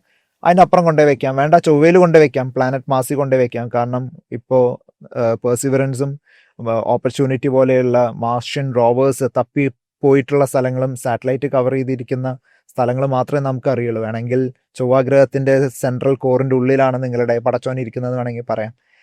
അപ്പോൾ പറയുമ്പോൾ നമുക്ക് എവിടെ വേണമെങ്കിലും കയറ്റിയിരുത്താം, അത് കുഴപ്പമൊന്നുമില്ല. അപ്പം ഈ പറയുന്നൊരു ഉത്തരം കിട്ടാത്തൊരു ചോദ്യം, എത്ര വർഷത്തിനുള്ളിൽ സയൻസിന് ഇതിനൊരു ഉത്തരം കണ്ടെത്താൻ പറ്റും? നമുക്ക് എത്ര വർഷത്തിൻ്റെ ഉള്ളിൽ ഇത്, നമുക്കൊന്നും ഫ്യൂച്ചർ ഒരിക്കലും പ്രഡിക്റ്റ് ചെയ്യാൻ പറ്റില്ല എന്നുള്ളതാണ്. വി കാൺ പ്രഡിക്റ്റ് ഫ്യൂച്ചർ. അത് നന്നായി ചെയ്യുന്നത് എനിക്ക് തോന്നുന്നു തൃശ്ശൂർ നമ്മുടെ ശക്തൻ സ്റ്റാൻഡിൽ കൈരേഖശാസ്ത്രം നോക്കുന്ന ഒരു ചേച്ചിയുണ്ട്. ചിലപ്പോൾ അവർക്ക് പറ്റുമായിരിക്കുമെന്ന് തോന്നുന്നു, അറിയില്ല. അപ്പോൾ അങ്ങനെയുള്ള ചിലർക്ക് നന്നായി പറയാൻ പറ്റുമെന്നല്ലാതെ സയൻസിന് ഒരിക്കലും ഫ്യൂച്ചർ പ്രഡിക്റ്റ് ചെയ്യാൻ പറ്റില്ല എന്നുള്ളതാണ്. പക്ഷെ നമ്മൾ പുറകിലോട്ട് പോയി നോക്കിക്കഴിഞ്ഞാൽ ഒരു 400 വർഷം അതിൻ്റെ ഉള്ളിൽ നമ്മൾ ഇത്രയും ഡെവലപ്പ് ചെയ്തു എന്നുള്ളതാണ്. ഇത്രയും നമ്മൾ ഇന്ന് AI യുഗം എന്നൊക്കെ നമ്മൾ വിളിക്കുമ്പോൾ ഇത്രയും ഫാസ്റ്റ് ഫോർവേഡായിട്ട് നമ്മൾ കാര്യങ്ങൾ ചെയ്തിട്ടുണ്ട്. സോ അങ്ങനെ വെച്ച് നമ്മൾ നോക്കുകയാണെങ്കിൽ നമുക്ക് ഒരുപാട് ചോദ്യങ്ങളുടെ ഉത്തരം, ഒരുപക്ഷെ എങ്ങനെ പ്രപഞ്ചം ഉണ്ടായെന്നുള്ളത് ഒരുപക്ഷെ 1000 വർഷം കഴിഞ്ഞാൽ നമുക്ക് ഉത്തരം കിട്ടില്ലായിരിക്കാം. We don't know. നമുക്ക് ഇതെല്ലാം സാധ്യതകളായിട്ടേ മുമ്പിൽ വെക്കാൻ പറ്റുള്ളൂ. ഇതുപോലുള്ള ടോപ്പിക്കുകൾ എല്ലാവരും സംസാരിക്കുമ്പോൾ വളരെ കോമൺ ആയിട്ട് വരുന്ന കമൻറ്റുകൾ അല്ലെങ്കിൽ ആളുകൾ സംസാരിക്കുന്നതാണ് ഈ പറഞ്ഞ പോലെ ഒരു എക്സാക്ട് വാല്യൂവിലാണല്ലോ ഇതെല്ലാം സ്റ്റാർട്ട് ചെയ്തത്, അതായത് ഒരു കപ്ലിംഗ് കോൺസ്റ്റന്റ്. സോ അപ്പം ഈ ഒരു വാല്യൂ ചെറുതായ ഒന്ന് വേരി ചെയ്താൽ ഇതൊന്നും സംഭവിക്കില്ലായിരുന്നു. വീണ്ടും ഞാൻ അതേ ചോദ്യത്തിലേക്ക് തിരിച്ചു വരികയാണ്. ആ എക്സാക്ട് വാല്യൂവിലേക്ക് അല്ലെങ്കിൽ ആ ഒരു എക്സാക്റ്റ് ആയിട്ടുള്ള ഒരു ഫോഴ്സിൽ നിന്നും ആ ഒരു ഫോഴ്സ് ഒരു ചെറിയ വേരിയേഷൻ അങ്ങോട്ടോ ഇങ്ങോട്ടോ സംഭവിച്ചില്ല. So why is this? വലിയൊരു തെറ്റിദ്ധാരണയാണെന്ന് എനിക്ക് തോന്നുന്നത്. കാരണം നമുക്കൊരു സിമ്പിൾ എക്സാമ്പിൾ പറയാം. സൂര്യന് ചുറ്റും ഭൂമി തിരിയുന്നു. ഓക്കെ, ഏത് സാധാരണക്കാർക്ക് മനസ്സിലാവുമെന്ന് വിചാരിക്കുന്നു. അപ്പോൾ അത് തിരിയുന്നത് ഒരു എക്സാക്ട് സർക്കുലർ പാത്തിലല്ല, അതൊരു എലിപ്റ്റിക്കൽ പാത്തിലാണ്. ഓക്കെ, അപ്പോൾ എനിക്ക് എൻ്റെ മലയാളം അറിയില്ല, ദീർഘവൃത്തം എന്നാണോ എങ്ങനെയാണ് വിളിക്കുക എന്നുള്ളത് എനിക്കറിയില്ല. അപ്പോൾ അതിൽ സൂര്യൻ്റെ അടുത്തോട്ട് ഭൂമി വളരെ അടുത്ത് നിൽക്കുന്ന പോയിന്റിലും വരും, വളരെ അകന്ന് നിൽക്കുന്ന പോയിന്റും വരും. വളരെ അടുത്ത് നിൽക്കുന്ന പോയിന്റിനെ പെരിഹീലിയൻ എന്നും വളരെ അകന്ന് നിൽക്കുന്ന പോയിന്റിനെ എപ്ഹീലിയൻ എന്നും നമ്മൾ വിളിക്കും. അതിൻ്റെ ഡിഫറൻസ്, ആ ദൂരങ്ങളുടെ ഡിഫറൻസ് തന്നെ 5 മില്യൺ കിലോമീറ്റർ വരുന്നുണ്ട്. 5 മില്യൺ കിലോമീറ്റർ എന്ന് പറഞ്ഞാൽ 50 ലക്ഷം കിലോമീറ്റർ ആണ്. അതായത് ഒരു 50 ലക്ഷം കിലോമീറ്റർ നമ്മൾ പ്രതീക്ഷിക്കുന്ന സ്ഥലത്ത് നിന്ന് മുമ്പോട്ടോ പുറകോട്ടോ പോയത് കൊണ്ടൊന്നും ഭൂമിക്ക് ഒന്നും സംഭവിക്കുന്നില്ല എന്നുള്ളതാണ്. ഇതാണ് നമ്മൾ മനസ്സിലാക്കേണ്ടത്. അല്ലാണ്ട് പലരും പറഞ്ഞു കേട്ടിട്ടുണ്ട്, ഒന്ന് ഭൂമിയുടെ ഓർബിറ്റ് ഒന്ന് അങ്ങോട്ടോ ഒന്ന് ഇങ്ങോട്ടോ മാറിക്കഴിഞ്ഞാൽ ഭൂമി തണുത്ത് വിറയ്ക്കുക അല്ലെങ്കിൽ ചുട്ട് ചാമ്പലാവുന്നൊക്കെ വെറും മണ്ടത്തരാണ്. അപ്പോൾ നിങ്ങൾ നോക്കുക, you look at the orbit എന്നാണ് ഞാൻ പറയുന്നത്. നിങ്ങൾ കൃത്യമായിട്ട് ഗ്രാവിറ്റിയും സോളാർ സിസ്റ്റത്തിൻ്റെയും ഒരു മോഡല്, കൃത്യമായിട്ടുള്ള ഒരു മോഡൽ നിങ്ങൾക്ക് കയ്യിലുണ്ടെങ്കിൽ നിങ്ങൾക്കറിയാം സൂര്യൻ്റെ അടുത്തോട്ട് എത്ര വരെ ഭൂമി പോകുന്നുണ്ട്, എത്ര അകലം വരെ ഭൂമി മെയിൻറ്റെയിൻ ചെയ്യുന്നുണ്ട്. എന്നിട്ടും നമ്മൾ ഇത്രയും വർഷമായിട്ട് സുഖമായിട്ട് നമ്മൾ ജീവിക്കുന്നു. അപ്പോൾ ഈ ഡിസ്റ്റൻസിൽ അങ്ങനത്തെ ഒരു പ്രശ്നമില്ല. ശരിയാണ്, വളരെ അടുത്തോട്ട് പോയി കഴിഞ്ഞാൽ സൂര്യൻ്റെ ചൂട് നമ്മൾ അനുഭവിച്ചു തുടങ്ങും തീർച്ചയായിട്ടും. ഇനി വളരെയധികം അകന്നു പോയി കഴിഞ്ഞാൽ, അതായത് ഈ 50 ലക്ഷം കിലോമീറ്ററുകൾ വെച്ചിട്ടാണ് നമ്മൾ പറയുന്നത്. 5 മില്യൺ കിലോമീറ്റർ എന്ന് പറഞ്ഞു കഴിഞ്ഞാൽ അത്രയും ഡിഫറൻസ് ഉണ്ട്. അപ്പോൾ ശരിയാണ്, നമ്മൾ വളരെ അകന്നു പോയി കഴിഞ്ഞാൽ ഈ പ്രശ്നങ്ങൾ ഉണ്ടാവും. പക്ഷെ നമ്മൾ ഈ ഒരു ചെറിയ ഇട്ടാവട്ടത്ത് നമ്മൾ ഇരുന്ന് ചിന്തിക്കുന്നതുകൊണ്ടാണ് ഈ പ്രശ്നം. ഒരുപക്ഷെ ഇതിനേക്കാൾ മനോഹരമായ ഭൂമിയും നമ്മളെക്കാൾ നല്ല ജീവജാലങ്ങളുമുള്ള മറ്റ് പ്ലാനറ്റ്സ് ഉണ്ടാവാം. ഹാബിറ്റബിൾ പ്ലാനറ്റ്സ് തന്നെ ഒരുപാടുണ്ട്. നമ്മൾ അവിടെ ജീവൻ കണ്ടെത്തിയിട്ടുണ്ടോ ഇല്ലയോ എന്നുള്ളതാണ്. ഇതുവരെ നമുക്ക് അങ്ങനെ ഒരു തെളിവ് കിട്ടിയിട്ടില്ല. അപ്പോൾ മനുഷ്യർ പോലെയുള്ള ജീവജാലങ്ങൾ ജീവിക്കുന്ന ഇതിനേക്കാൾ അടിപൊളി ഭൂമികൾ വേറെ ഉണ്ടാവും. നമുക്ക് വേണ്ടി ഉണ്ടാക്കിയതാണ് എന്ന് നമ്മൾ കടുംപിടുത്തം പിടിക്കുന്നതുകൊണ്ടാണ്. ഞാൻ ലിസ്റ്റ് ചെയ്ത ക്വസ്റ്റ്യനിൽ അങ്ങ് അവസാനം ഇട്ടിരുന്നൊരു ചോദ്യം കേട്ടോ, അതിപ്പോഴേ അങ്ങ് എടുത്ത് പൗലോസ് പറഞ്ഞു എന്നുള്ളതാ. വേറെ എവിടോ ഇതുപോലെ നമ്മളെ പോലെ കുറെ പേര് ഇരിക്കുന്നുണ്ടല്ലോ. അതെ, ഞാൻ വേറെ യൂണിവേഴ്സിലോട്ട് പോയിട്ടില്ല. നമ്മുടെ പ്രപഞ്ചത്തിൽ തന്നെ നമ്മുടെ നാസ കണ്ടെത്തിയിട്ടുള്ള 5000-ൽ പരം എക്സോ പ്ലാനറ്റുകളിൽ, അതായത് നമ്മുടെ പ്ലാനറ്റ് അല്ലാതെയുള്ള മറ്റ് സ്റ്റെല്ലാർ സിസ്റ്റത്തിലുള്ള പ്ലാനറ്റുകളിൽ തന്നെ നമ്മൾ ഒരുപാട് കണ്ടെത്തിയിട്ടുണ്ട്. അതിൽ തന്നെ 100ഓളം അല്ലെങ്കിൽ 120ഓളം ഹാബിറ്റബിൾ പ്ലാനറ്റ്സ് കണ്ടെത്തിയിട്ടുണ്ടെന്നാണ് ഞാൻ പറയുന്നത്. അതായത് ഒന്ന് ആലോചിച്ച് നോക്കുക, ഒരു 5000 എക്സോ പ്ലാനറ്റുകളിൽ 120 ഹാബിറ്റബിൾ പ്ലാനറ്റ്സ് ഉണ്ടെങ്കിൽ ഒന്ന് ആലോചിച്ച് നോക്കുക, ഈ നമ്മുടെ മിൽക്കി വേയിൽ മാത്രം എത്രത്തോളം ഹാബിറ്റബിൾ പ്ലാനറ്റുകൾ ഉണ്ടാകാം, എത്രത്തോളം ഹാബിറ്റബിൾ പ്ലാനറ്റുകളിൽ വളരെ ചെറിയ ചെറിയ ജീവജാലങ്ങൾ ഉണ്ടാവാം, അല്ലെങ്കിൽ എത്രത്തോളം പ്ലാനറ്റുകളിൽ നമ്മളെപ്പോലെയുള്ള വളരെ ഇൻ്റലിജൻ്റ് ആയിട്ടുള്ള സ്പീഷീസ് ഉണ്ടാവാം. ശരിയാണ്, നമ്മൾ ഇതുവരെ തെളിവ് കിട്ടിയിട്ടില്ല. അപ്പൊ അതുവരെ നമുക്ക് വെയിറ്റ് ചെയ്യേണ്ടി വരും. പക്ഷേ the probability is very high. അവിടെ ഒരു പരമശിവൻ, കൃഷ്ണൻ, ഒരു യേശു ക്രിസ്തു, അള്ളാഹു, ഇങ്ങനെയുള്ള എല്ലാ ദൈവങ്ങളും ഉണ്ടാവാം. നമ്മളെപ്പോലുള്ള മനുഷ്യരും ഉണ്ടാവാം. മനുഷ്യരുണ്ടാവാം തീർച്ചയായിട്ടും. പക്ഷേ ഈ പറയുന്ന ശിവനും യേശു ക്രിസ്തുവും ഉണ്ടാവാനുള്ള സാധ്യതയില്ല. കാരണം they defy the laws of physics. കാരണം ഫിസിക്സിന്റെ നിയമങ്ങൾ അവിടെയും സെയിം ആയിരിക്കും. നമ്മുടെ പ്രപഞ്ചമാണോ എല്ലായിടത്തും ഫിസിക്സ് സെയിം ആണ്. ഗ്രാവിറ്റിയെ ഭേദിച്ച് മുകളിലോട്ട് പോകുന്ന ഒരു സാധനം നമ്മുടെ ഈ പ്രപഞ്ചത്തിൽ ഒരിടത്തും ഉണ്ടാവില്ല എന്നുള്ളതാണ്. ഉണ്ടെങ്കിൽ അതിനൊരു സയൻസ് ഉണ്ടാവും എന്നുള്ളതാണ്. പക്ഷേ ആ സയൻസ് കണ്ടെത്താത്തതുകൊണ്ടായിരിക്കാം നമ്മുടെ ലിമിറ്റഡ് നോളേജിൽ നമ്മൾ പറയുന്നത്. പക്ഷെ തീർച്ചയായിട്ടും മറ്റൊരു യേശു, മറ്റൊരു പടച്ചോൻ എന്തായാലും ഒരു പ്ലാനറ്റിൽ നിൽക്കാനുള്ള സാധ്യത വളരെ വിരളമാണ്. അപ്പോൾ അതിനിടയ്ക്ക് ചോദിക്കാനുള്ള ചോദ്യം എന്ന് പറഞ്ഞാൽ, അപ്പോൾ തുടക്കം ഇപ്പോഴും സയൻസിനൊരു കൺഫ്യൂഷൻ ഉള്ള മേഖലയാണല്ലേ? അതിന് നമുക്ക് പ്രൂവ് ചെയ്യണം എന്നുണ്ടെങ്കിൽ ഇന്നത്തെ ക്വാണ്ടം മെക്കാനിക്സും ഗ്രാവിറ്റേഷനും ഒത്തുചേർന്ന് ക്വാണ്ടം ഗ്രാവിറ്റി, അല്ലെങ്കിൽ സ്ട്രിംഗ് തിയറി, അല്ലെങ്കിൽ എം തിയറി, അല്ലെങ്കിൽ ലൂപ്പ് ക്വാണ്ടം ഗ്രാവിറ്റി പോലെയുള്ള പുതിയ പുതിയ തിയറീസ്, എല്ലാം ഹൈപ്പോത്തസിസ് ആണ്. നമ്മൾ തിയറി എന്ന വാക്ക് യൂസ് ചെയ്യുമ്പോൾ ശ്രദ്ധിക്കണം, അത് സയന്റിഫിക്കലി പ്രൂവ്ഡ് അല്ല. ഇതെല്ലാം ഹൈപ്പോത്തസിസുകളാണ്. ഇത്തരം ഹൈപ്പോത്തസിസുകളിൽ ഏതെങ്കിലും ഒന്ന് കൃത്യമായിട്ടുള്ള എവിഡൻസ് മുമ്പോട്ട് വെക്കുമ്പോൾ അത് തിയറിയായി മാറും. അപ്പോഴാണ് നമുക്കത് ആക്സെപ്റ്റ് ചെയ്യാൻ പറ്റുള്ളൂ. സയൻസ് അത്രയും സ്ട്രിക്റ്റ് ആണ്, അത്രയും റൂഡാണ്. അതാണ് നമ്മൾ സയൻസിൻ്റെ ഏറ്റവും മനോഹാരിത എന്നാണ്. ഐൻസ്റ്റൈൻ പറഞ്ഞത് കൊണ്ടോ അല്ലെങ്കിൽ ഒരു അതോറിറ്റി ഉള്ള ഒരാൾ പറഞ്ഞത് കൊണ്ടോ അത് ശരിയാണെന്നില്ല. സയൻസ് അപ്പോഴും തെളിവുകൾ ചോദിച്ചുകൊണ്ടേയിരിക്കും. തെളിവുണ്ടോ നമ്മളെടുക്കും, ഇല്ലെങ്കിൽ അത് മാറ്റിവെക്കും. സ്യൂഡോ സയന്റിഫിക് ആയിട്ട് തന്നെ മുമ്പോട്ട് പോകും. ശരിക്കും എന്തായിരുന്നു ഈ ബിഫോർ ബിഗ് ബാങ്കിലുള്ളത്? അറിയില്ല എന്നുള്ളതാണ്. ഇതിൽ നമുക്ക് പല തിയറീസ് കൊണ്ടുവരാം. പാരലൽ യൂണിവേഴ്സ് വേണമെങ്കിൽ കൊണ്ടുവരാം, അല്ലെങ്കിൽ സൈക്ലിക് ആയിട്ടുള്ള യൂണിവേഴ്സ്, നമുക്ക് കോൺഫ്രന്റൽ സൈക്ലിക് യൂണിവേഴ്സ് എന്നൊക്കെ പറയുന്ന റോജർ പെൻറോസിന്റെ കുറച്ചും കൂടി ഇൻട്രസ്റ്റിംഗ് ആയിട്ടുള്ള സാധനങ്ങളൊക്കെ ഉണ്ട്. അപ്പോൾ ഇത് കേൾക്കാൻ പലർക്കും ഭയങ്കര ഇഷ്ടമാണ്. കാരണം ഇപ്പോഴുള്ള സാധനങ്ങൾ ഒരുവിധം എല്ലാവർക്കും അറിയാം. അതായത് ബിഗ് ബാങ് സംഭവിച്ചു, എന്തായാലും സംഭവിച്ചു, നമ്മളിവിടെ എത്തി. പക്ഷെ അതിനു മുമ്പ് എന്തായിരുന്നു, എന്തായിരിക്കാം എന്നുള്ള ആൾക്കാർക്ക്, ഇതാണ് മനുഷ്യന്റെ ഒരു ബ്രെയിനിൻ്റെ ഒരു പ്രത്യേക ഒരു അവസ്ഥ എന്ന് പറയുന്നത്. അവിടെ അവർക്ക് എവിടെയെങ്കിലും അവരുടെ ആളെ കയറ്റിയിരുത്താൻ സ്പേസ് ഉണ്ടോ എന്ന് അവർ തപ്പിക്കൊണ്ടിരിക്കുകയാണ്. അങ്ങനെയുള്ളിടത്തോളം അവർ ശരിയാണ്, നമുക്ക് ഈ ഒരു ക്യൂരിയോസിറ്റിയാണ് നമ്മളെ ഡ്രൈവ് ചെയ്യുന്നത്. അതുള്ളത് കൊണ്ട് തന്നെയാണ് നമ്മൾ മുമ്പോട്ട് എത്തിയത്. അതിലൊന്നും സംശയമില്ല. അത് അങ്ങനെ ഉണ്ടാവണം.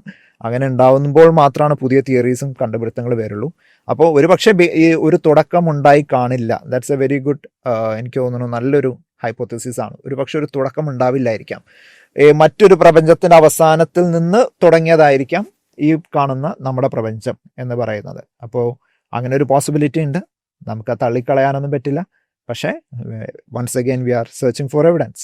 അതില്ലാതെ നമുക്ക് ഒന്നും ചെയ്യാൻ പറ്റില്ല എന്നുള്ളതാണ്. ശാസ്ത്രം കണ്ടുപിടിച്ച് കുറച്ച് യൂണിവേഴ്സ് ഉണ്ടല്ലോ, അപ്പം അത് നമ്മളുടെ ഈ ടോട്ടൽ യൂണിവേഴ്സിന്റെ എത്ര ശതമാനമായിരിക്കും? അത് ആ ഒരു ചോദ്യത്തിലുള്ള പ്രശ്നം എന്ന് പറഞ്ഞു കഴിഞ്ഞാൽ, ഇന്ന് നമുക്ക് കാണാൻ പറ്റുന്ന പ്രപഞ്ചം എന്ന് പറയുന്നത് ഞാൻ മുമ്പ് പറഞ്ഞ 93 ബില്യൺ ലൈറ്റ് ഇയേഴ്സ് എന്ന് പറയുന്ന ഒരു കണക്കാണ്.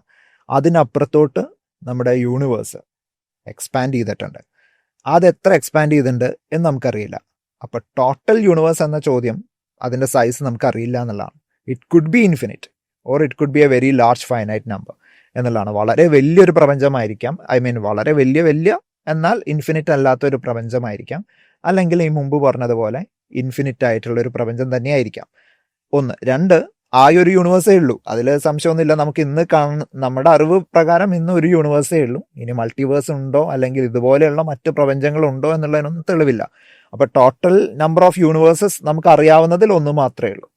ഇനി നമ്മുടെക്ക് അറിയാവുന്ന യൂണിവേഴ്സിൽ നമ്മൾ ഈ പറയുന്ന നമുക്ക് കാണാൻ പറ്റുന്ന കാര്യങ്ങളെല്ലാം ഒരു 5% താഴെ മാത്രമാണ് നമുക്ക് വരുന്നത്. അതായത് ഈ കാണുന്ന ഗാലക്സീസും നക്ഷത്രങ്ങളും ഇൻക്ലൂഡിങ് എവരി ബേരിയോണിക് മാറ്റർ എന്ന് വേണമെങ്കിൽ നമുക്ക് വിളിക്കാവുന്ന ആറ്റംസ് തൊട്ട് നമുക്ക് കണ്ണുകൊണ്ടും അല്ലെങ്കിൽ നമുക്ക് മെഷർ ചെയ്ത് നമുക്ക് അളക്കാൻ പറ്റുന്ന ഒരുവിധം എല്ലാം 5% താഴെയാണ് നമുക്ക് നിൽക്കുന്നത്. പിന്നെയുള്ളത് ഡാർക്ക് എനർജിയും ഡാർക്ക് മാറ്ററൊക്കെയാണ്. ഏകദേശം ഈ പറയുന്ന 67% ഡാർക്ക് എനർജിയും 28% ഡാർക്ക് മാറ്ററൊക്കെ വരുമ്പോൾ വളരെ തുച്ഛമായ ഒരു ചെറിയൊരു ശതമാനം ആൻറ്റി മാറ്ററും വരുമ്പോൾ നമുക്ക് അറിയാവുന്ന ഒബ്സർവബിൾ യൂണിവേഴ്സായി. പിന്നെ അപ്പുറം എന്തെങ്കിലും ഉണ്ടോ എന്നുള്ളത് നമുക്ക് അറിയില്ല എന്നുള്ളതാണ്. ഫിസിക്സിനെ പറ്റി വളരെ ഡീപ്പായിട്ട് പഠിച്ചു കഴിഞ്ഞാൽ എല്ലാവരും പറയുന്നൊരു ആർഗ്യുമെൻ്റ് എന്താണെന്ന് വെച്ചാൽ, ഒരു എൻഡ് എത്തുമ്പോൾ ഇവരെല്ലാം സ്പിരിച്വലായിട്ട് മാറും എന്നുള്ളതാണ്. അപ്പോൾ അതിന് ഉദാഹരണമായിട്ടാണ് ഈ ഐൻസ്റ്റീനെയും ന്യൂട്ടനെയും പറയുന്നത്. എന്തുകൊണ്ടാണ് അങ്ങനെ സംഭവിക്കുന്നത്? അല്ല, ഐൻസ്റ്റൈൻ്റെയും ന്യൂട്ടൻ്റെയും പ്രത്യേകത എന്ന് പറഞ്ഞു കഴിഞ്ഞാൽ, ന്യൂട്ടൺ ഒരു പ്രോപ്പർ ബിലീവർ തന്നെയായിരുന്നു, അതിൽ സംശയമൊന്നുമില്ല. പക്ഷേ ഐൻസ്റ്റൈൻ അങ്ങനെയുള്ളൊരു ബിലീവർ അല്ല. ഐൻസ്റ്റൈൻ സ്പിനോസാസ് ഗോഡ് എന്ന് പറയുന്ന ഒരു കോൺസെപ്റ്റ് ആയിരുന്നു. അദ്ദേഹത്തിന് ഒരു പേഴ്സണൽ ഗോഡ് കോൺസെപ്റ്റ് ഐൻസ്റ്റൈൻ ഒരിക്കലും ഉണ്ടായിരുന്നില്ല. അത് വളരെ വ്യക്തമായിട്ട് അദ്ദേഹം പറയുന്നുണ്ട്. അപ്പോഴും ഐൻസ്റ്റൈനും ന്യൂട്ടനെ മാത്രമാണോ നമ്മൾ നോക്കേണ്ടത് എന്നുള്ളൊരു ചോദ്യമുണ്ട്. അപ്പുറത്ത് സ്റ്റീഫൻ ഹോക്കിംഗ് ഉണ്ട്, കട്ട എത്തിയസ്റ്റ് ആയിട്ടുള്ള സ്റ്റീഫൻ ഹോക്കിംഗ് ഉണ്ട്. ഇന്ന് നമ്മൾ കാണുന്ന നീൽ ഡിഗ്രാസ് ടൈസൺ ഉണ്ട്. അപ്പോൾ റിച്ചാർഡ് അല്ലെങ്കിൽ ഡോക്കിൻസ് ഉണ്ട്. സോ തീർച്ചയായിട്ടും നമ്മൾ രണ്ടുപേരുടെ പേര് വെച്ചിട്ട് നമുക്കത് കൺക്ലൂഡ് ചെയ്യാൻ പറ്റും എന്നുള്ളതാണ്. അപ്പോൾ നിങ്ങളൊരു 4 പേര് ഇങ്ങോട്ട് പറഞ്ഞാൽ എനിക്കൊരു 10 പേര് അങ്ങോട്ട് പറയാനുണ്ട് എന്നുള്ളതാണ് ഇവിടെ ചോദ്യം. പിന്നെ ഐൻസ്റ്റൈനും ന്യൂട്ടനാണ് നമ്മൾ കൂടുതൽ കേട്ടിട്ടുള്ളത്, ഓബ്വിയസ്ലി. കാരണം നമ്മൾ പഠിക്കുന്ന ചെറിയ ക്ലാസ്സുകളിലെല്ലാം നമ്മൾ ഇവരുടെ കൂടുതൽ കേട്ടും കണ്ടും പരിചയിച്ചത് കൊണ്ട് ആ പേരുകൾ നമുക്ക് മുമ്പോട്ട് വയ്ക്കാൻ ഭയങ്കര ഇഷ്ടമാണ്. അത് ഒന്നുമില്ലെങ്കിൽ ഒരു ഫിസിക്സിലൊരു റെവല്യൂഷൻ ഉണ്ടാക്കിയ 2 പേരാണ് എന്ന് വെച്ചിട്ട് മറ്റുള്ളവർ കോൺട്രിബ്യൂട്ട് ചെയ്തിട്ടില്ല എന്നല്ല. ഐൻസ്റ്റൈൻ്റെ തിയറി മുമ്പോട്ട് വരണം എന്നുണ്ടെങ്കിൽ മാക്സ്വെല്ലും മാക്സ് പ്ലാങ്കും 2 പേരും കഷ്ടപ്പെട്ടതുകൊണ്ടാണ് ഐൻസ്റ്റൈൻ്റെ തിയറി മുമ്പോട്ട് വന്നിട്ടുള്ളത്. സോ പലരുടെയും കഠിനാധ്വാനത്തിൻ്റെ എൻഡ് റിസൾട്ടിൽ നിന്ന് പുതിയൊരു തിയറി ഉണ്ടാക്കിയിട്ടുള്ള ആൾ തന്നെയാണ് ന്യൂട്ടണും ഐൻസ്റ്റൈനൊക്കെ. ഒന്നുമില്ലായ്മയിൽ നിന്ന് സഡനായിട്ട് അവർ കൊണ്ടുവന്നൊന്നുമല്ല. അപ്പോൾ അതിനു മുമ്പും ഒരുപാട് പേര് വർക്ക് ചെയ്തു. പക്ഷേ ഈ സ്പോട്ട് ലൈറ്റിലോട്ട് വന്നത് ഇവരൊക്കെ തന്നെയാണ്. അപ്പോൾ അവരെ ആരിലേക്കോ വിശ്വസിച്ചിരുന്നു എന്ന് വെച്ചിട്ട് നമ്മൾ ആ പാത്ത് ഫോളോ ചെയ്യണം എന്ന് ഒരു നിർബന്ധമില്ല. ശരി, ഇത്രയും ഫേമസ് ആയിട്ടുള്ള 2 പേര് വേറെ ആരും കാണത്തില്ലല്ലേ? ആർക്കും സയൻസിനെ പറ്റി യാതൊരു ബാക്ക്ഗ്രൗണ്ട് ഇല്ലാത്ത ഒരാൾക്കും തലയിൽ ആപ്പിൾ വീണ ന്യൂട്ടനെ അറിയാം. ആപ്പിൾ വീണുണ്ടോ എന്നുള്ള വേറെ ചോദ്യം. ആപ്പിൾ വീണിരുന്നെങ്കിൽ എന്ന് പലരും ശരിക്കും ആലോചിക്കാറുണ്ട്. അങ്ങേരുടെ തലയിലെങ്ങാനും ആപ്പിളിന് പകരം വല്ല തേങ്ങ വീണിരുന്നെങ്കിൽ എന്ന് ആലോചിക്കുന്ന പല പിള്ളേരും ഉണ്ട്. ഞാൻ പഠിപ്പിക്കുന്ന പിള്ളേരുണ്ട്. അതാവുമ്പോൾ ഇതൊന്നും പഠിക്കണ്ടല്ലോ.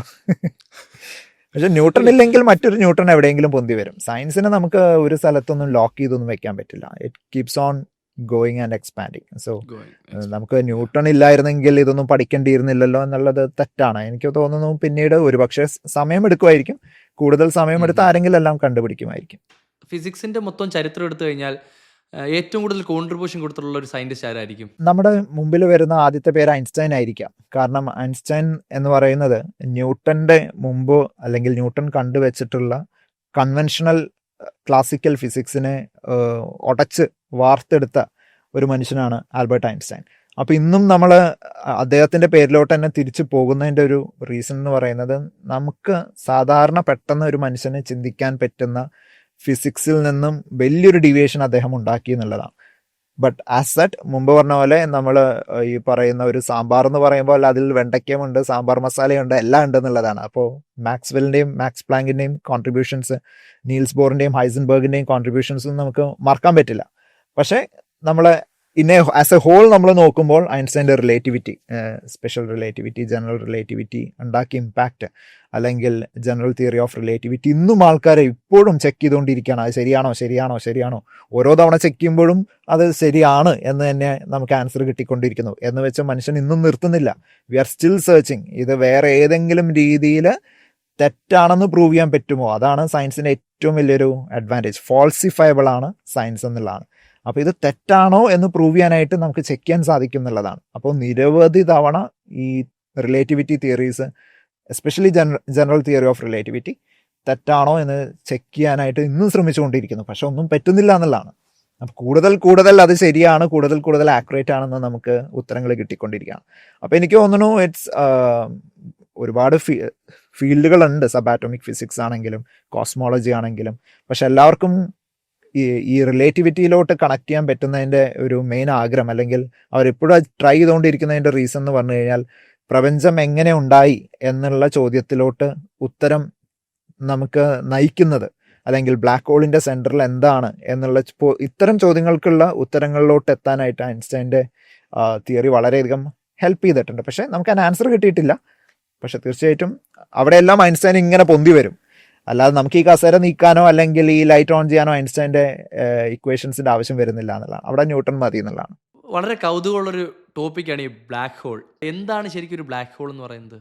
ബ്ലാക്ക് ഹോൾ നമുക്ക് സിമ്പിൾ ലാംഗ്വേജിൽ പറയുകയാണെങ്കിൽ ഒരു പടുകൂറ്റൻ നക്ഷത്രത്തിൻ്റെ ഒരു അന്ത്യം എന്ന് വേണമെങ്കിൽ നമുക്ക് വിളിക്കാം. അതാണ് ഒരു അവസാന സ്റ്റേജ്.